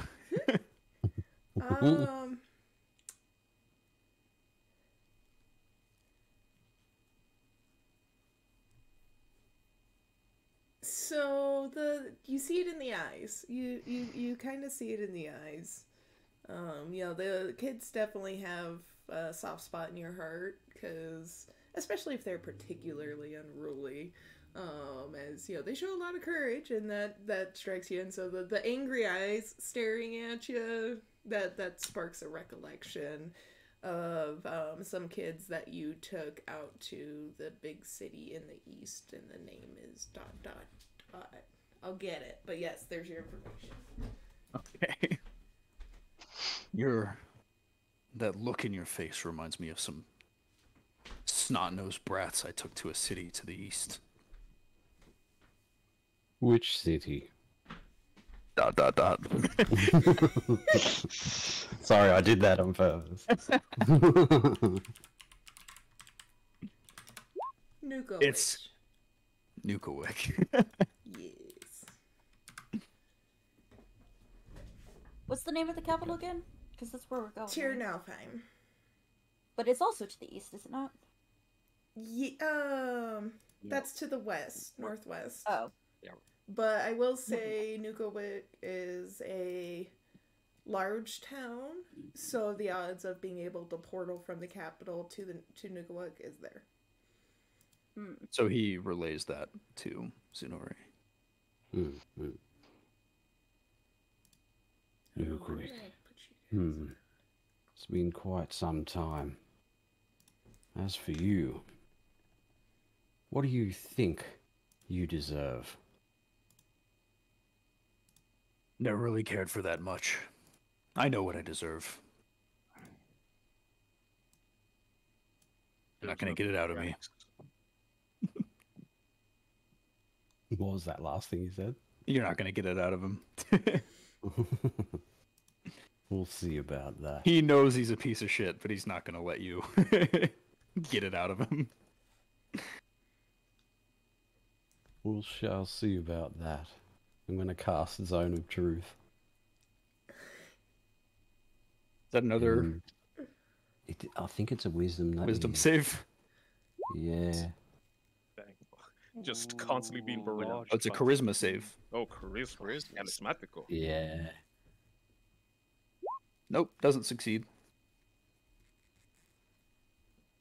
Okay, he's pretty much compelled to say the truth. I will say this though, that it doesn't imply that he won't, as long as he doesn't talk. Like you can't force him to talk, but he can't tell a lie. Yeah, you can't tell a lie.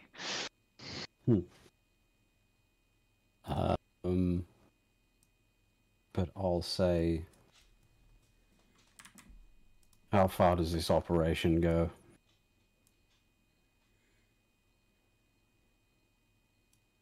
Would I don't know be truthful? If he genuinely doesn't, your operation goes across both realms pretty widely. Widespread. You're never going to get away with taking us all down. You can't possibly do it. I think you lack to understand the position that you're in. I think you lack to understand who you're dealing with. That's my line. Forward. Sar takes out his sword and puts it right to his neck. I think you lack understanding of what it'll be like to be missing a head from your shoulders. He's gonna lift up his chin and push into it. Go ahead. Tsunori's gonna gently put his hand on Hassan's hand with his blade and say, "People like this don't understand. In fact, they probably understand more than you realize. These people want death." And I'll pull his hand away gently. We're not going to sheath his sword. Walk off. Gives the noise space to go back to talking to him. Side note, he could not have been bluffing there because of the zone of truth. See, man meant it. That's an odd man. Who is your highest contact? He's gonna bite his tongue. Can I take my quarterstaff and like lightly bonk him on the head? That way he like involuntarily releases his tongue. Roll a hit. Just gonna bonk him. Unless someone's healed him, he's still at like 0 hit points basically. Don't hurt me. Marauder. I was going to, but you guys were going to interrogate him real hard. Wow, critical. Critical bonk. So, Crit bonk. I wasn't aiming for damage. I was quite literally just aiming to get him to release his tongue. You cave his skull in. No, she was intentionally bonking him, but he did actually bite his tongue. You speak now with a light lisp, Brian. But you are compelled to answer. Go ahead, tough guy. He's suddenly much less intimidating. Bring fuck that.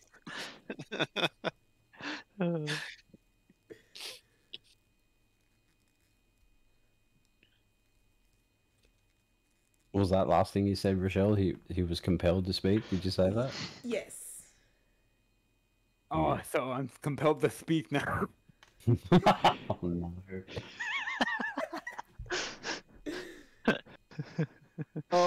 I'm assuming the name of the person that I'm looking for is in my notes that I wrote down. Yes. Yep. Okay. You can try to butcher it real hard with that list. Yeah.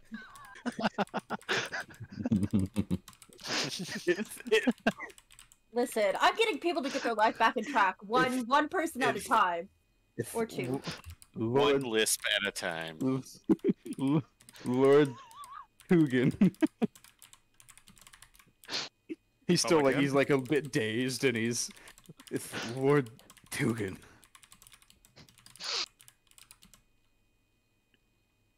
Oh, Zunori's demeanor darkens. It's like,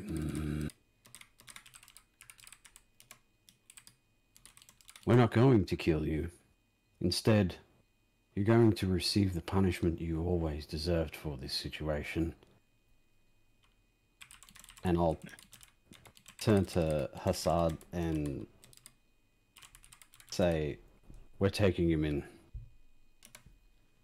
He'll learn. Hassad does a brief. Right. With that, I'm gonna turn to Ruben and be like, "Is there anything you can do to like help ease some of the symptoms? That way, it doesn't take us longer to get where we're going."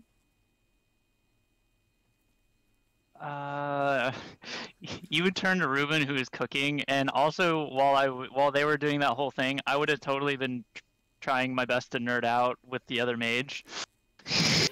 The other mage who kind of hates you. The other mage has kind of become a bro because he didn't actually do anything bad. He slept for a bit. He realizes he was like, "Hey man, I was just, you know, I was an underling. They kind of coerced me into this. I didn't hurt anybody, like any of you guys. I swear. I was just, you put me out. I couldn't have done anything. This was my onboard. This is my internship. I pretended pretended like I was trying to cast something at your friend earlier." Yeah, I have not signed him up or anything. I mean, Carvat is right next to him as well, so I don't know how well that would go. So, Oleander, you don't get there. Your question goes unheard by them, but the two slaves, one of them kind of like steps forward and he says, we can use the carts, milady. You know what? I think that's a great option. Thank you for suggesting it. But you guys are going in the opposite direction, and as far as I can tell, you guys only have 2 cards, and I want to make sure you guys take one.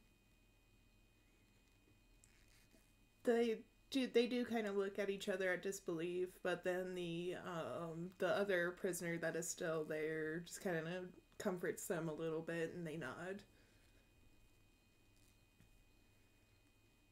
Are the other 2 just gone, or are they still just like waiting in the outskirts to see what happened? There's one. Let me see. So one of them has kind of surrendered. The 2 that were fighting at the beginning, they took the fuck off. Oh no, you're talking about the captives. Yeah. So the other 2, the 2 that got away, they're hiding behind the trees, kind of like peeking over to see what's happening. As for the guards, though, there's still one in the pit right there that's surrendered next to his dead friend, and the other 2 have taken off into the forest. The 2 that were fighting just left. Yeah, the 2 that were fighting, they were like, okay, we've settled our differences. We're out. We're going back to mom. Because you know they're brothers. We're brothers. They were siblings. They were siblings canonically. Knew it. Big sip energy. Why did you say that about mom? I don't know. I made some mash and beans if anybody wants any. It's loaded mash. Loaded with what? It's got small chunks of jerky in it. Piers? Oh, beef jerky, no? Yeah. Oh no!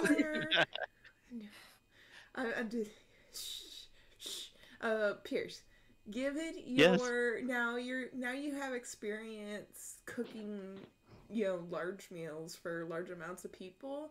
I'm gonna say every full meal that you cook, so like this would count as a full meal,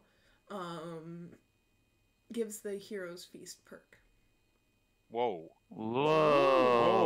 Holy cow. That's crazy. I hope you didn't get any of the poison in the food. that He specifically of course we got all the poison in the food. Yeah, that's in this card over here. I was going to bring that up. Okay, be careful. I would not eat that food. I'm pretty sure it's gone bad. But first he's going to use message again to try to message these 2 and tell them it's safe now. You can come back and get some food by the fire. They'll listen. Oh, actually, I can cast Purify Food and Drink as a ritual on that food. Oh, yeah. So we can fix that situation. That's good. I'll ask. Are you guys done interrogating him? For now. And I'll rip a rag out of my my haversack and say, "Let me heal that tongue for you." And as I'm like really rigorously tying a gag, I'll cast a healing word on him, just to give him some hit points, so he doesn't die from wind. Or embarrassment of that awful lisp. A stiff breeze for skill. Yeah. And I'll hoist him up and throw him into the cart. Say, "You'll stay right there." And I'll make my way over to the food, and he's like rubbing his hands, like, "Oh, haven't eaten good in a couple of days." Hassad walks up to the to the food and says, "Do I smell the specific pungence of beef jerking off?" Yeah, I had some left over and I chopped it up and tossed it into the mash. So This is where Ryan quits. I tried to stop this. I tried to stop it, but it was like a train running over a family of 4 in front of me. It was nothing I could do. So, you know what? I'm still a bit amped up, so I'll just take 2 spoonfuls.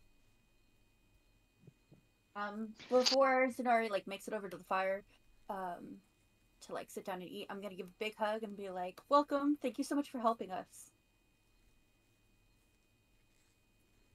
Oh, and at That's this point, no problem. so confused by a hug sitting from a on your stranger. shoulder. Nanners came to sit on your shoulder. I'm sorry, I meant to say that a while ago. So, Oleander, there's Natters on his shoulder. But I don't know Natters in this You one. don't I'm know breaking Natters. up, guys. I'm just going to disconnect for a second. Oh, no! Mm-hmm. Oh, it's Natters. It is, but I don't know Natters in this one, not yet. Oh, Natters. Is you back? Would Richelle, how far in the future is this? About 5 months. Would Soren have had the opportunity to get a shade to Snorri?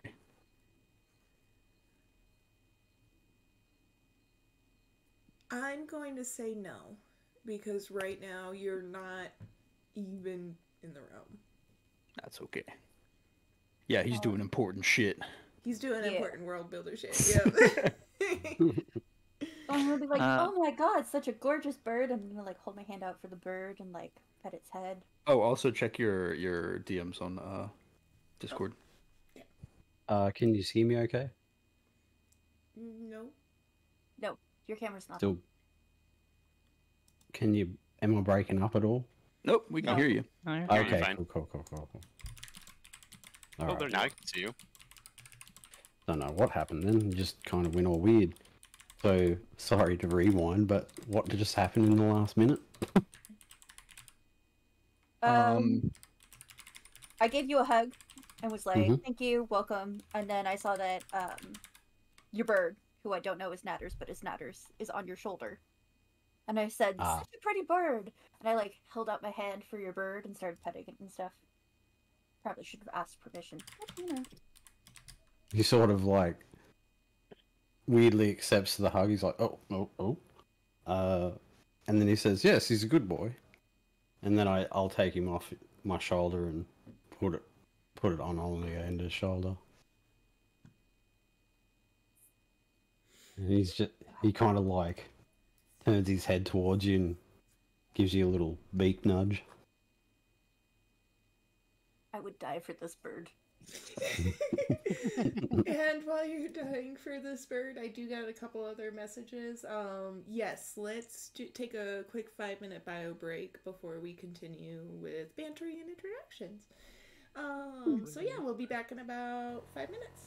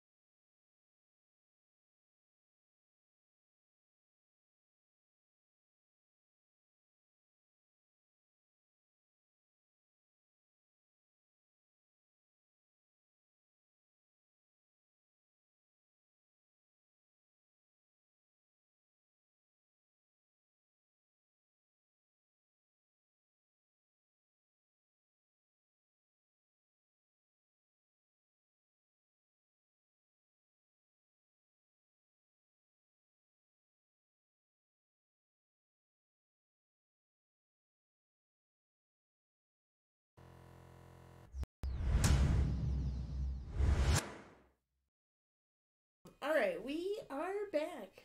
All y'all better drinking some water, gone to the bathroom, grabbed a snack, or a snack, whatever your preference is. Alright, so Oleander, we'll get back to you two conversing. Really quick, I need to know who is actively watching the prisoners. I'm actively in the cart with the prisoner, cleaning him off. Which one? Oh, you're talking This about one? the... Oh, okay. Yeah, I'm using prestidigitation to just dry him off. Oh, okay. Yeah, cleaning off Maris. Mhm.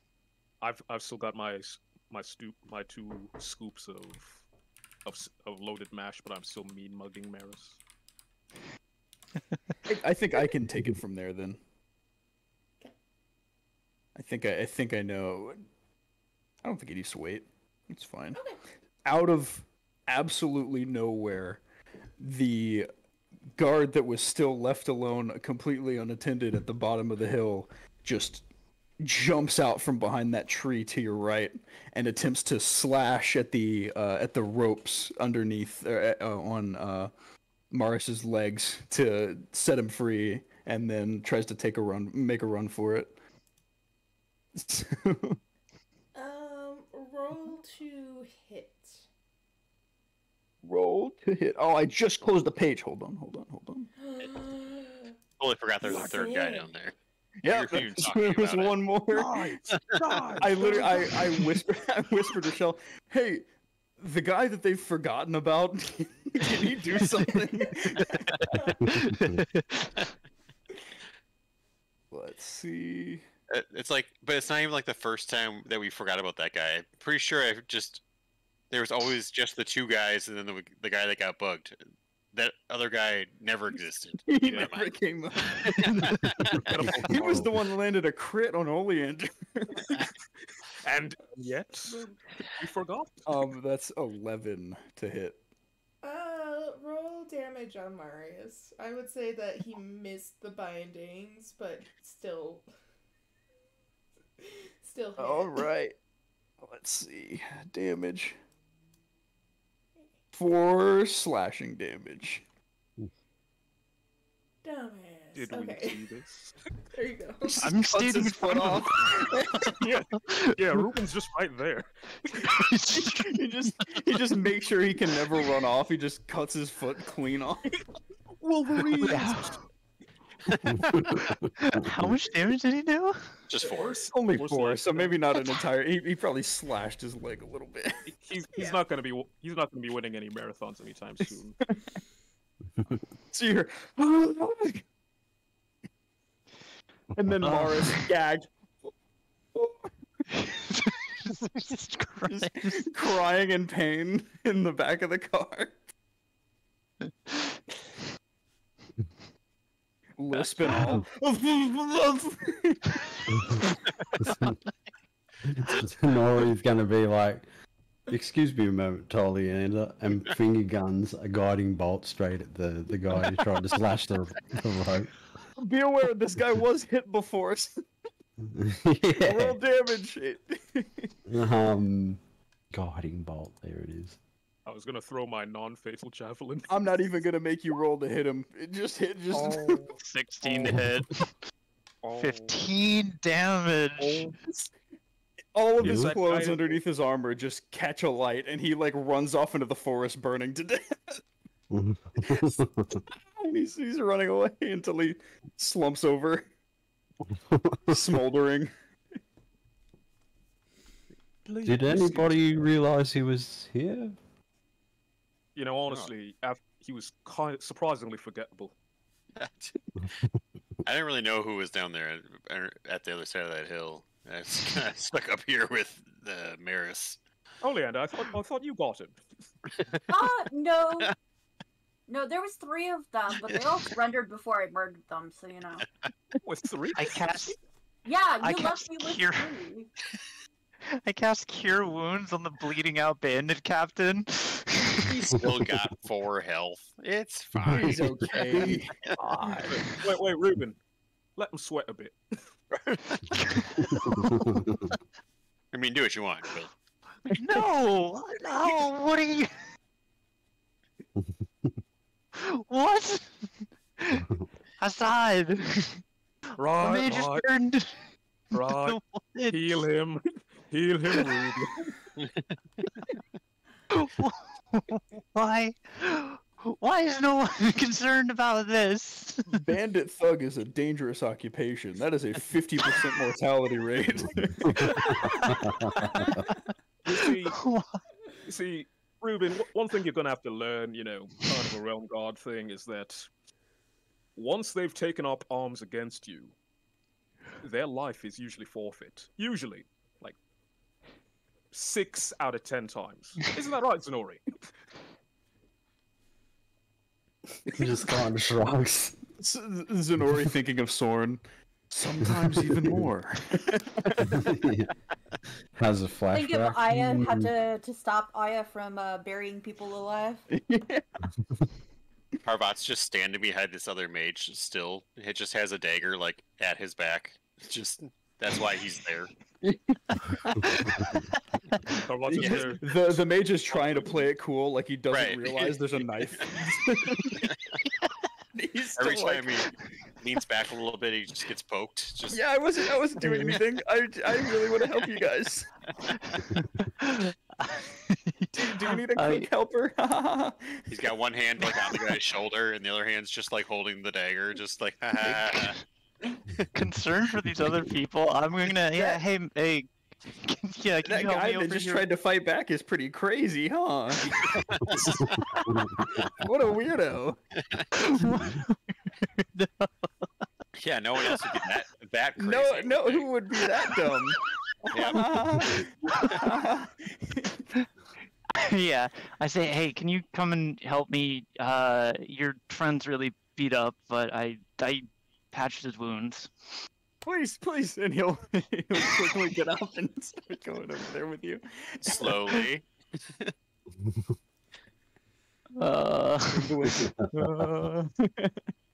Too good. Oh, jeez.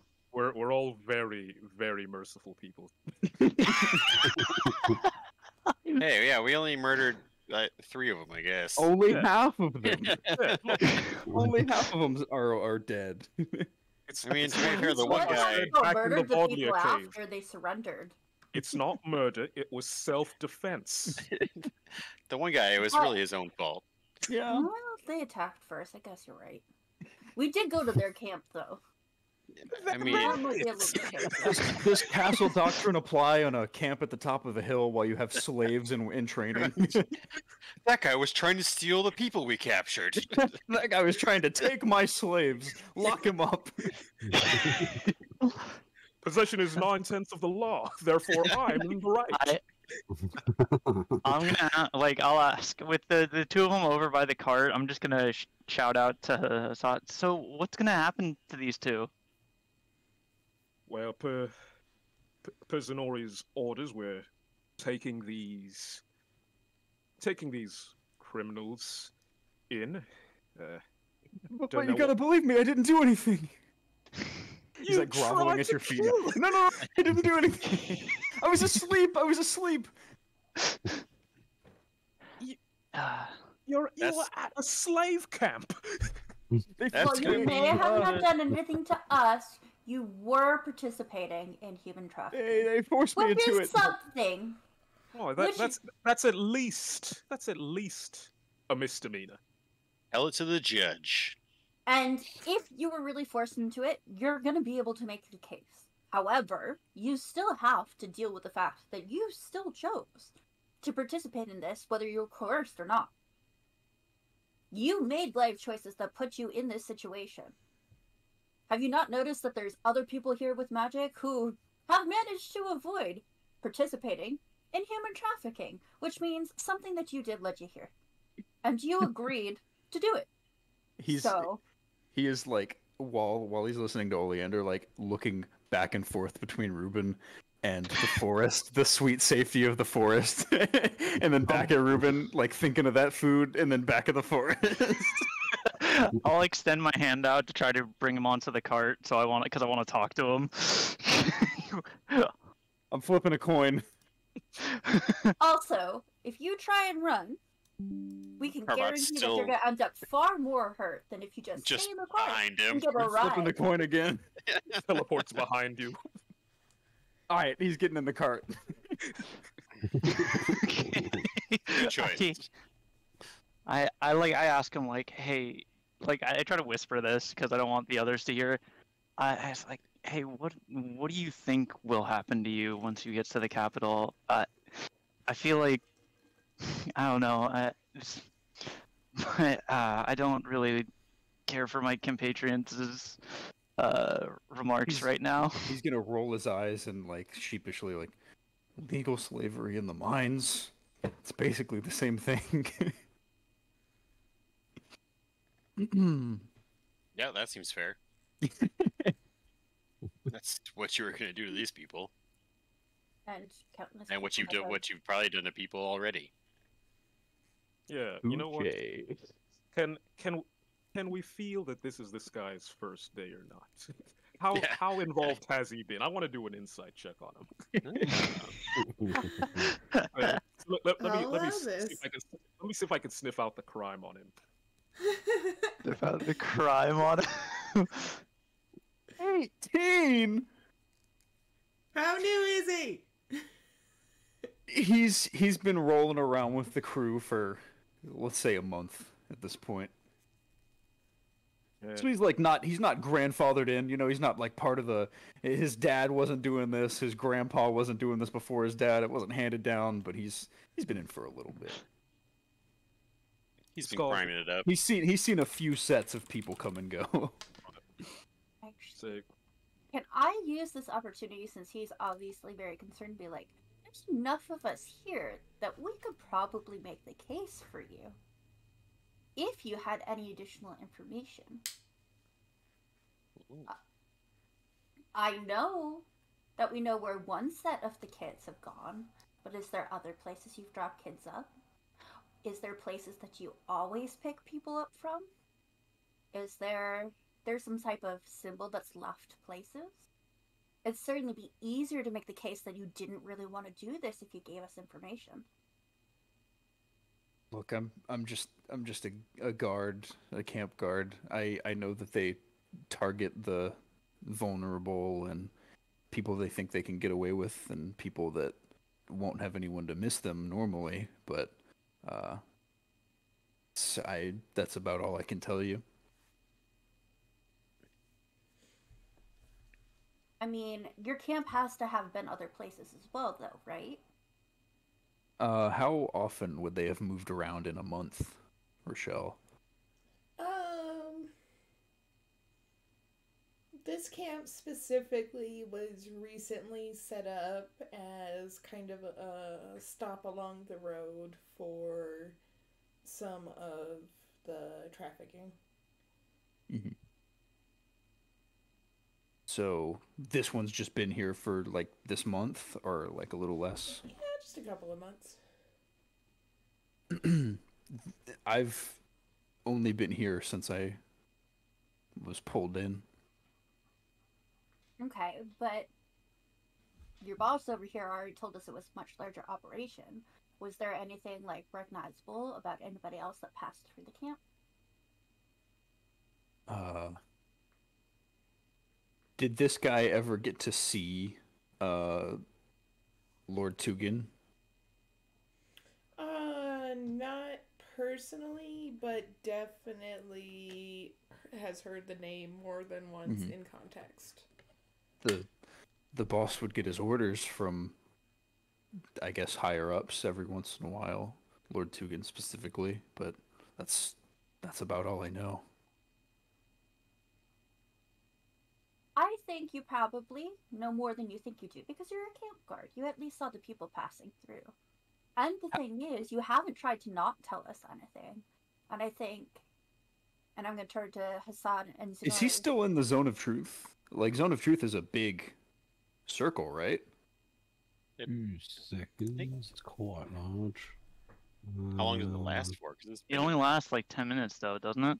I thought it was. I mean, from dude being tied up to talk to put on the thing to the guy in the guard. There's probably still a couple minutes left. They ate though. Oh, did we eat everything already? Yeah. Okay. Yeah. It's eating food. It's probably gone. Yeah. And you're not under the influence, and you do have 2 guards right here that, since they're going to be the ones turning you in, could obviously say that you're willing to help provide any information that you can think of and help avoid being put into slavery yourself. Because the other thing too is, you said you were forced to do this, right? He's like nodding vigorously. Well, how did they force you? Maybe you can help them figure out who else might get forced to help and stop them from recruiting new people. That way no one ever ends up in your situation again. Wouldn't that be a great thing to do to make up for the fact that you did end up helping? He's definitely agreeing with you, but I don't think he knows how he can help anymore. How many sets of people has he seen come through in the month that he's been here, Richelle?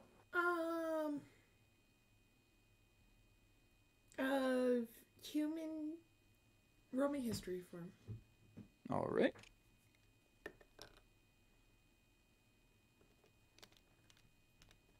It'll be a plus 2, so 15.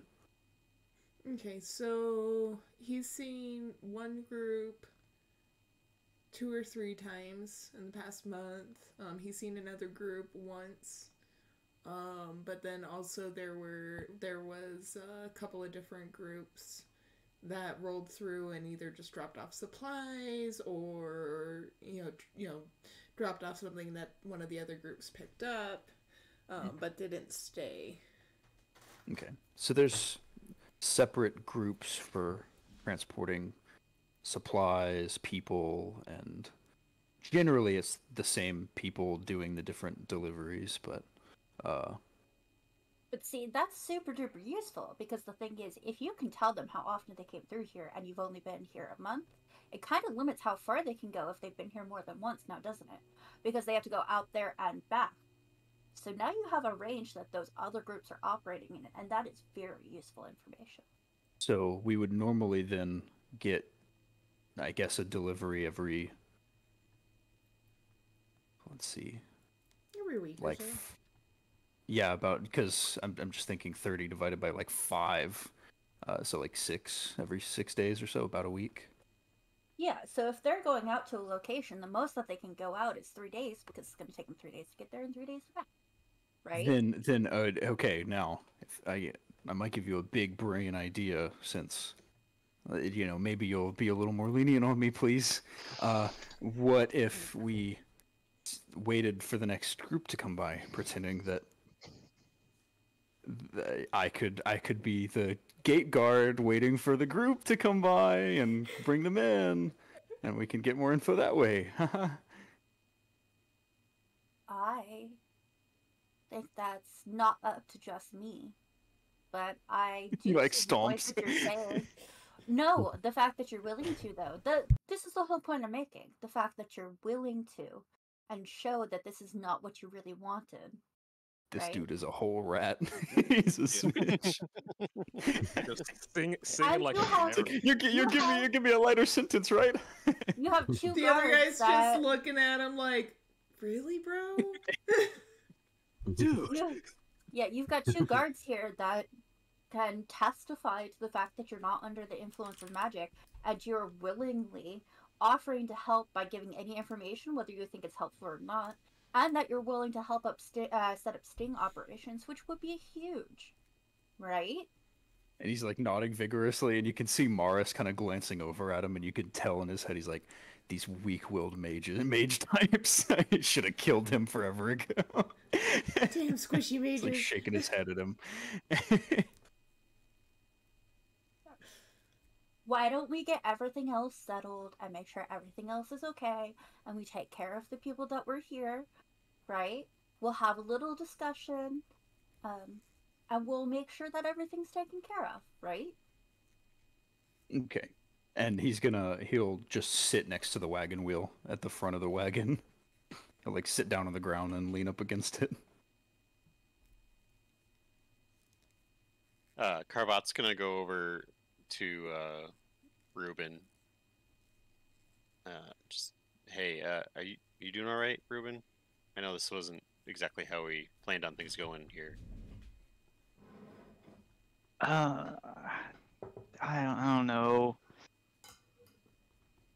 I can't believe that. Well, I guess at least we caught a few of the bandits, but I just can't get that image of Hassad's sword bursting out of that guy's chest out of my head.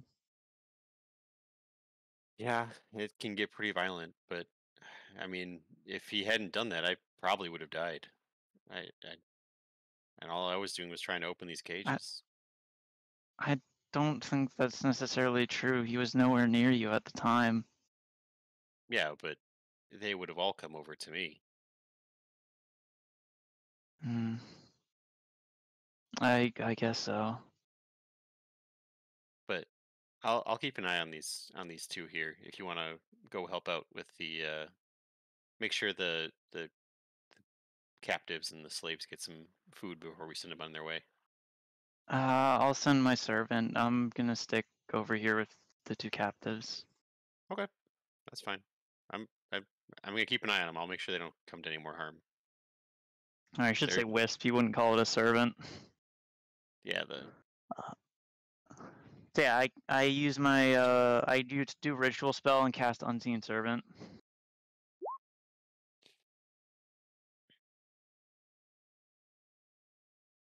So essentially, Ruben just spends 10 minutes, kind of just essentially almost taking a little brush out and just dusting off his book, and just little golden flakes will sprinkle onto the ground and start to cultivate into a person. And then the person will then start to serve people food and essentially take care of any needs people need. Actually, But meanwhile, Ruben's gonna stay in the wagon with the two captives. I'm gonna move over by Hassad. I'm gonna be like, Zadori, when you get a chance, come over here. Please. mm-hmm. Carbat's gonna tie up the mage a bit and then just check the bindings on both of them to make sure they're secure. And then he'll just stay over there as well.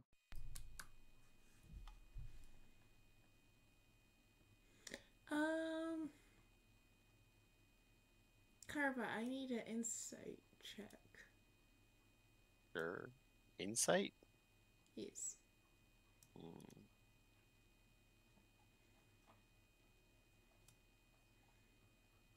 She's rolling so good.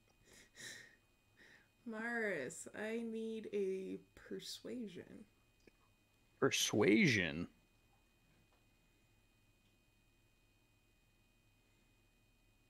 Not one. So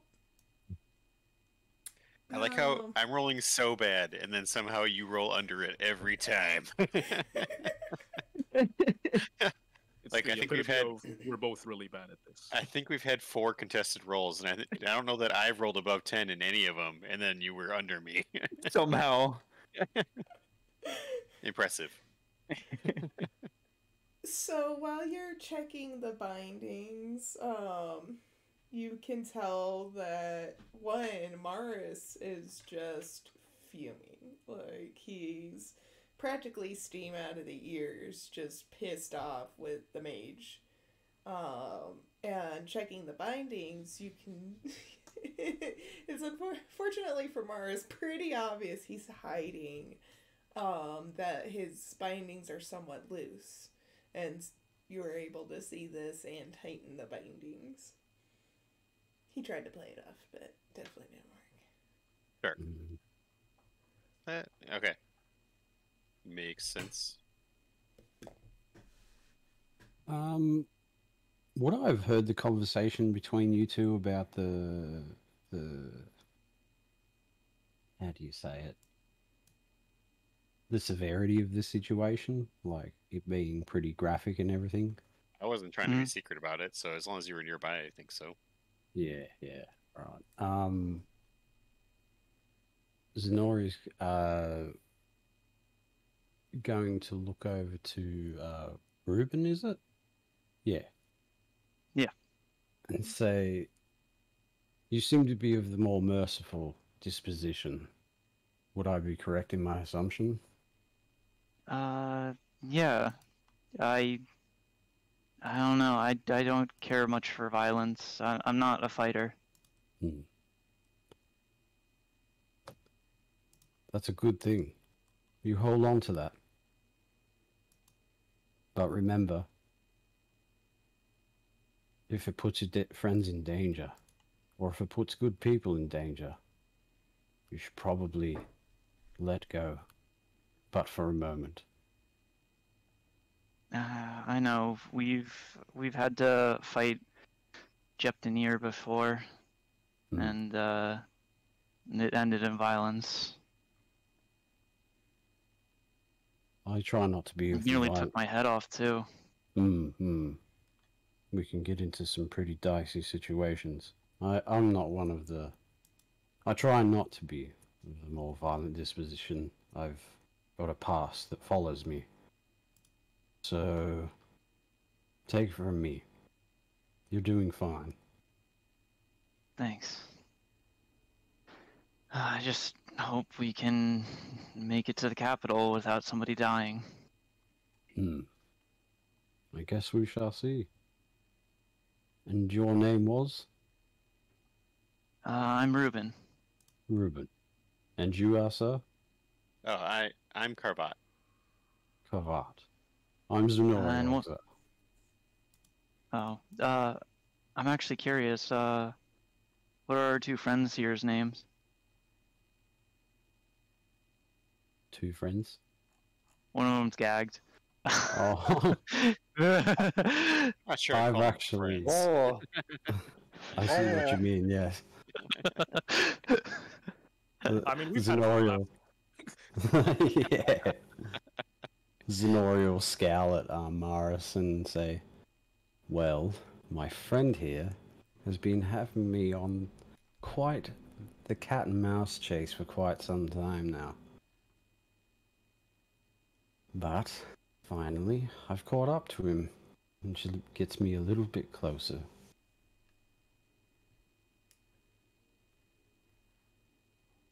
You know you knew of this bandit before?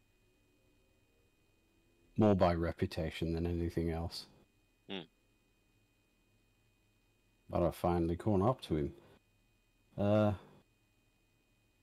I guess it's safe to say we're in good company. My son was taken some months ago. And it was a situation that was beyond my control. So I've been in pursuit for quite some time. I hope he's okay.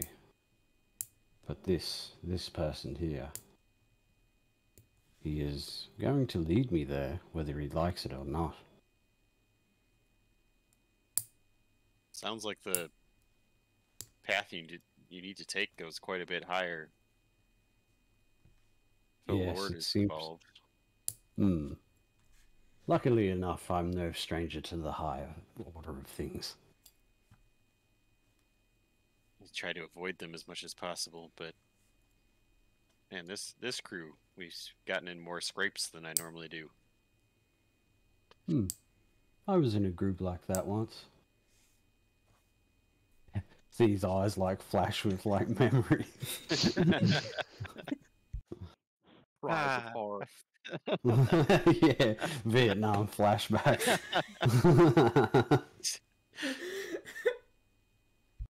And he like oh, you go, dude. I was just gonna ask, what time of day is it? At this point, it's evening. Okay. Zenori's gonna take the invitation from Oleander and make his way over there and get a disgustingly oversized bowl of food.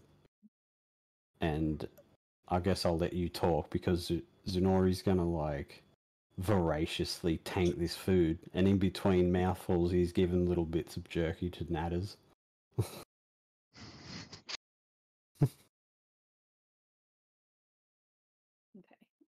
And I guess at that point, I'm just going to be like, we were doing this because we were passing by. We have to go to the capital, which you can probably go to your town through a portal from the capital.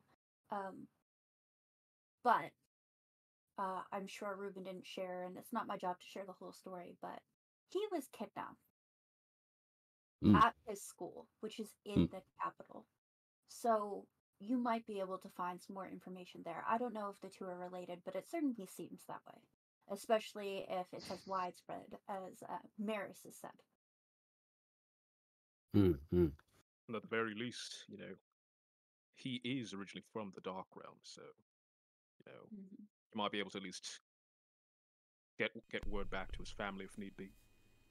Yeah, he just wants to go back to school, but the thing is, from what he told us, there was a teacher there that told them that they were going to give him a job and kidnapped him instead, which means it's in the schools, which is probably not that far below your lord. But the mage, I don't know if you want to attempt to do the sting operation or make it seem like the camp is still active. That way it can be used for a sting operation in the future. Or if they drop off people for transport, we can let those people go as well. Stuff food in his face while he's thinking. This is a very Hassad thing to do. I feel like Hassad would still be talking. Yeah. Yeah. I want to call this guy Jim.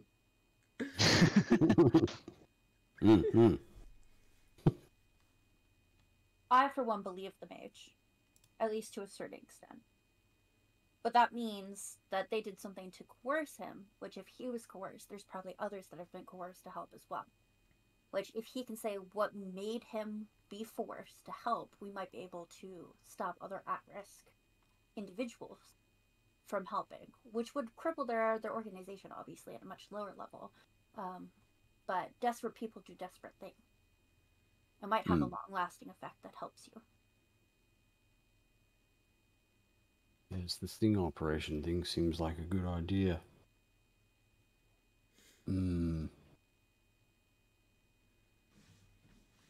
Let's take a vote then, with the rest of the party. That seems more appropriate. I'm just a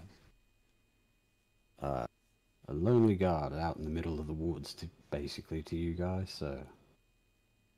I understand that. But I think that y'all should actually say something about the mage helping us. He seems... And that would mean that you're involved in it, but also, if you came here specifically to try and stop this and track down your son, whatever we choose to do at this camp affects the outcome of what you're going to do. So while you may not be part of our group, that doesn't mean that what our group decides to do doesn't affect you either. You're right. You are absolutely correct. It's quite refreshing hearing somebody speak with some authority. Funnily enough. He gives his last piece of beef jerky to Natters. And he says to everyone, "So what does everybody think? I can definitely help you guys, because we seem to be of the same goal."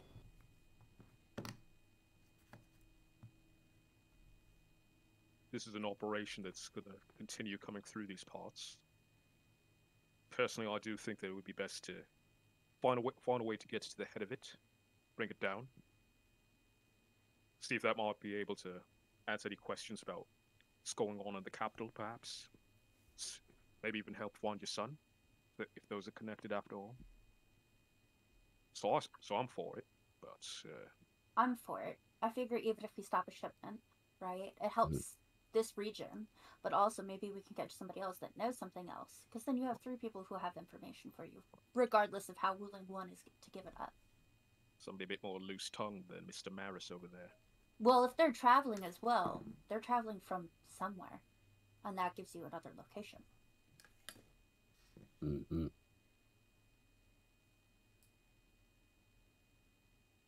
What say you, Kavat and Ruben?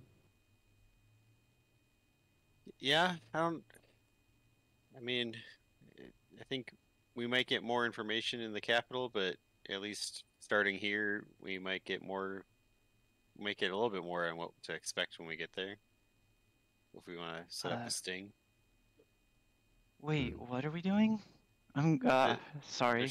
There's two options. We can wait here for another day or two for the next supply shipment to arrive, and try to ambush them. People. Or we can just move out and start heading to the capital.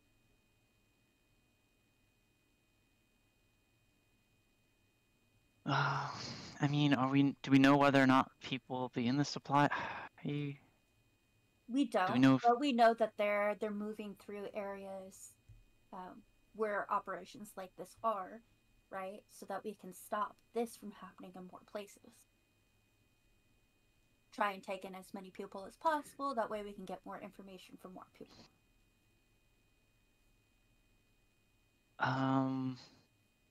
Do we know how many people are even coming, or necessarily like?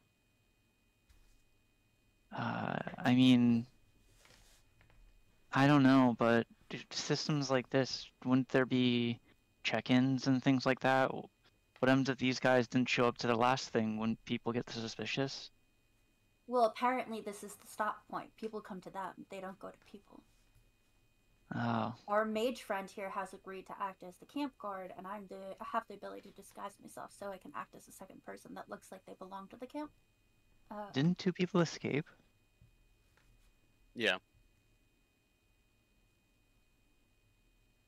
But they also took off all of their identifying information and armor and stuff to escape. I was gonna say all their armor is so just there's no way to tell that they're actually telling the truth that they're part of this bandit camp.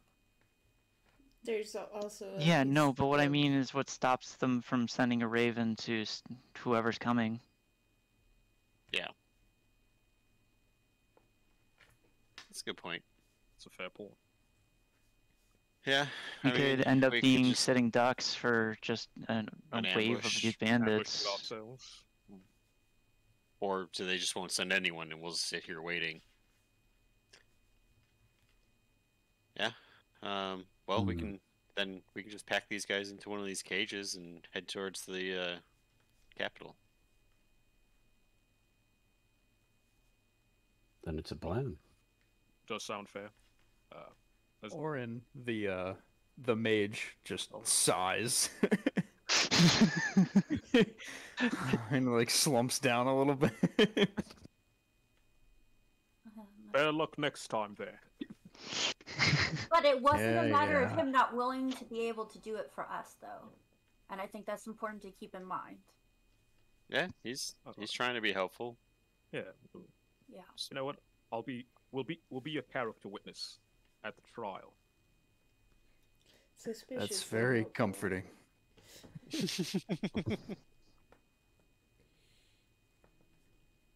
How soon did you say that they were going to come back through here? Couldn't be longer than a week. Oh, well. That's not quite long enough for me to leave an alarm here. It'll fade before they come through if it's not sooner than that.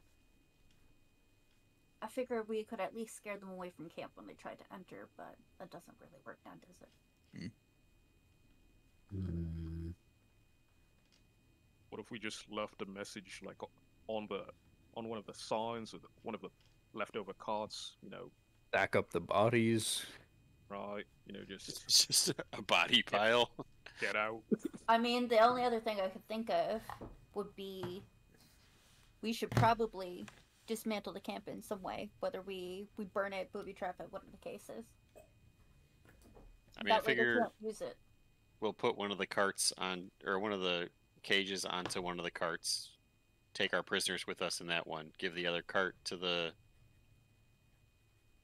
people, the captives, slaves, yeah, and let them take that back to town with whatever supplies we don't need. They can take, I mean, pretty much the rest of camp. We don't really need too much. Yeah, but we also don't. Well, one, we should check to see if there's any more information, say, sitting in 10 or something, because we haven't done that. But two, we don't want them. We don't know if they have, say, like a set of secret symbols or something to notify of anything.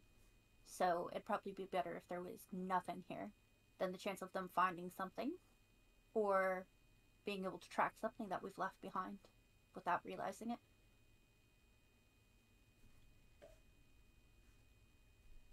Sure. Yeah.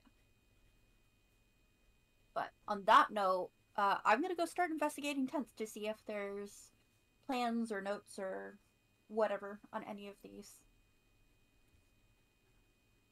Alright, roll me an investigation.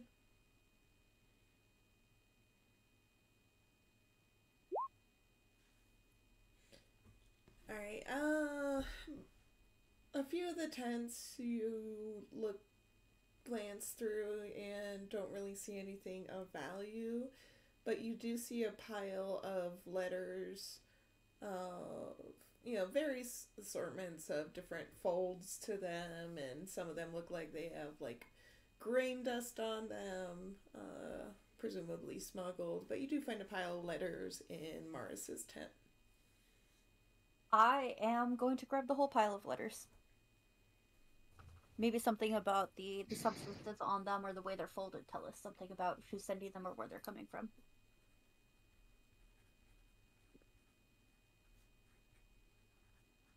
Okay. Those can be looked at later. Yep.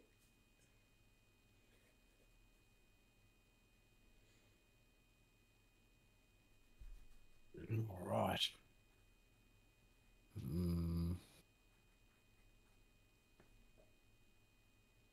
So, are we gonna sleep here, or?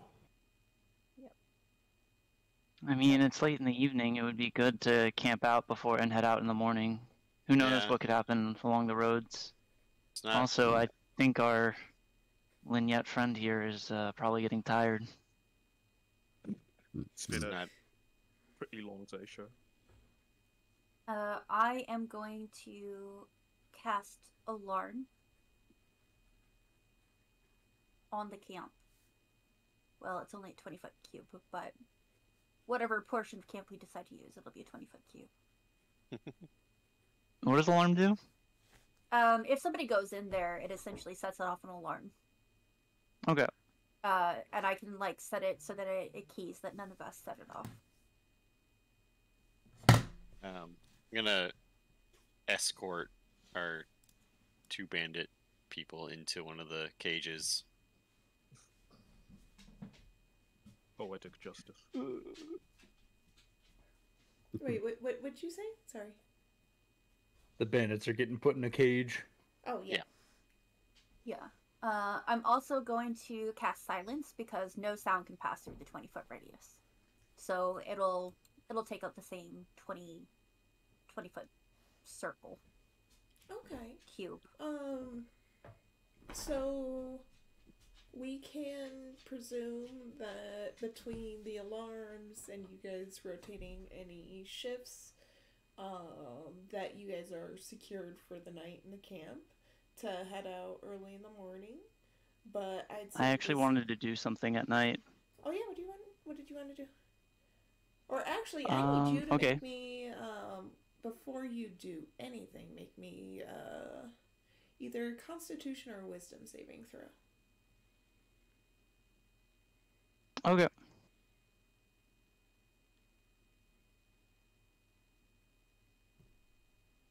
And that's going to count as the long rest for us, right? Yes. Okay. So does this count as a mind-altering magic? No. Okay. And you said Constitution or Wisdom? Correct. 17. Alright, you can continue. I was thinking that you were pretty traumatized and that may have forced a rest for you. Oh, it is. I'm gonna have a talk. I have a story talk for you later. Okay. So, they're there. I'm gonna be here. You're casting Silence on here? Yeah, just so sound can't pass through the 20-foot cube. Not that it you have the option of the cube. Either it's silence in the cube or it stops. It's like a sound barrier. Okay. Now, how long does that last? Yes, that's a good question. I don't know. It's probably either an hour or 10. Yeah, 10 minutes. But it'll be enough while everyone gets settled down. Okay. And then I don't sleep, so I'm not super concerned about somebody watching them. I'm up anyways.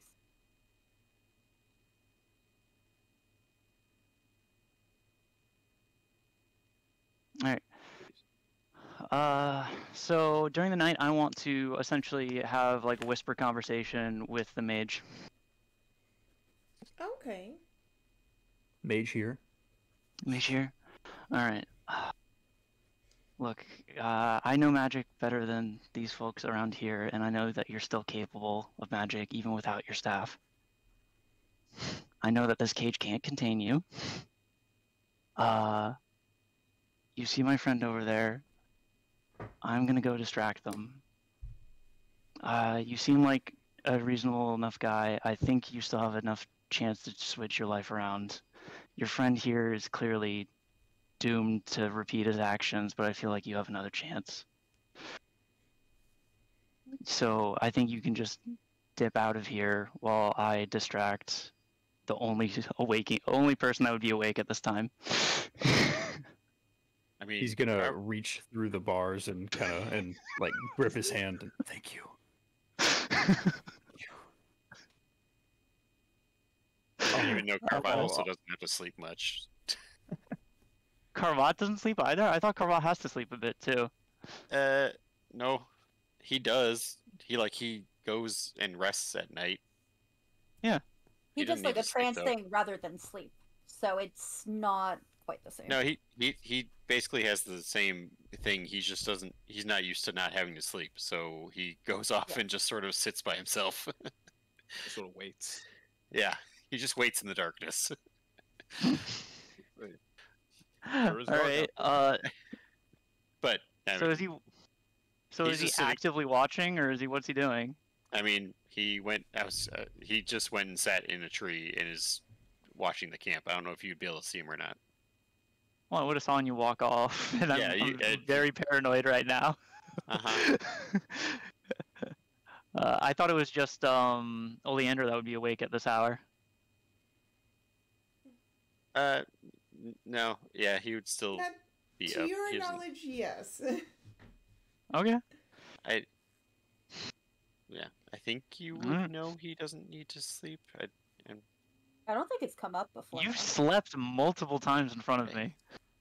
Yeah, he goes to bed, but he doesn't need to sleep. He's more of just kind of lying there. Yeah, he more does it. He more does it. Light activity, so like yeah, he read a book or something. He more does it because he doesn't realize he doesn't need to. So it's force of habit forces him to go try to rest, but he doesn't actually have to. All right. Sounds like a stealth check to me. I'll tell you what, Ruben, or Piers. Let's bookmark here, and we can just resume with the overnight shenanigans. Okay. If this is just one thing, I can do it real quick. No, it's fine. It's okay. It's a good bookmark anyway. So we can come back to overnight shenanigans then, and not just pick up in the morning. So I've kind of written down notes and whatnot. But yeah, we will wrap it up and call it a night. But before we do, what did you guys think? Oh, it was really cool. It was fun. Listen, I have Notter's back. I'm happy. Priorities, man. Zenori. Are you showing up, setting people aflame? I like one guest, and then surprise the surprise guest with another surprise guest. Just came out. This entire time I was just waiting for a third shoe to drop. Just, what's gonna be next? What's gonna happen? It would have been cool if Joseph was here. Probably would have went down like that. Oh, with Vanya. Oh. Yeah. Yeah. Oh, but scheduling. That would have been cool. That was the sacrifice. That's okay. But all right. So, Vanya's off on another mission right now. Actually, yes. Yeah, that's what we Yeah, deemed. exactly. Yep. Canonically, we decided that Zunori went dad mode and said, "I'll go after Tugan. You go to Bard School." Bard School. Perfect. Next time our concert distraction will go off perfectly. It'll be great. So grumpy. But yeah, I have a grumpy puppy here, so. So you come back in to be like, why are you still awake? Yes, I went to bed hours ago. There's no reason for you to be awake if you're not paying attention to me. Right. You made there. Sounds like my cat. Yeah. But we will, it sounds like the odds are in our favor so far for next week. Barring anything popping up, we will resume this game next week. And then I will poke everyone about starting or doing an Aliens game on Thursday nights. With that being said, everyone stay safe, stay nerdy, stay you, all the good things. And we'll see y'all next time. Bye.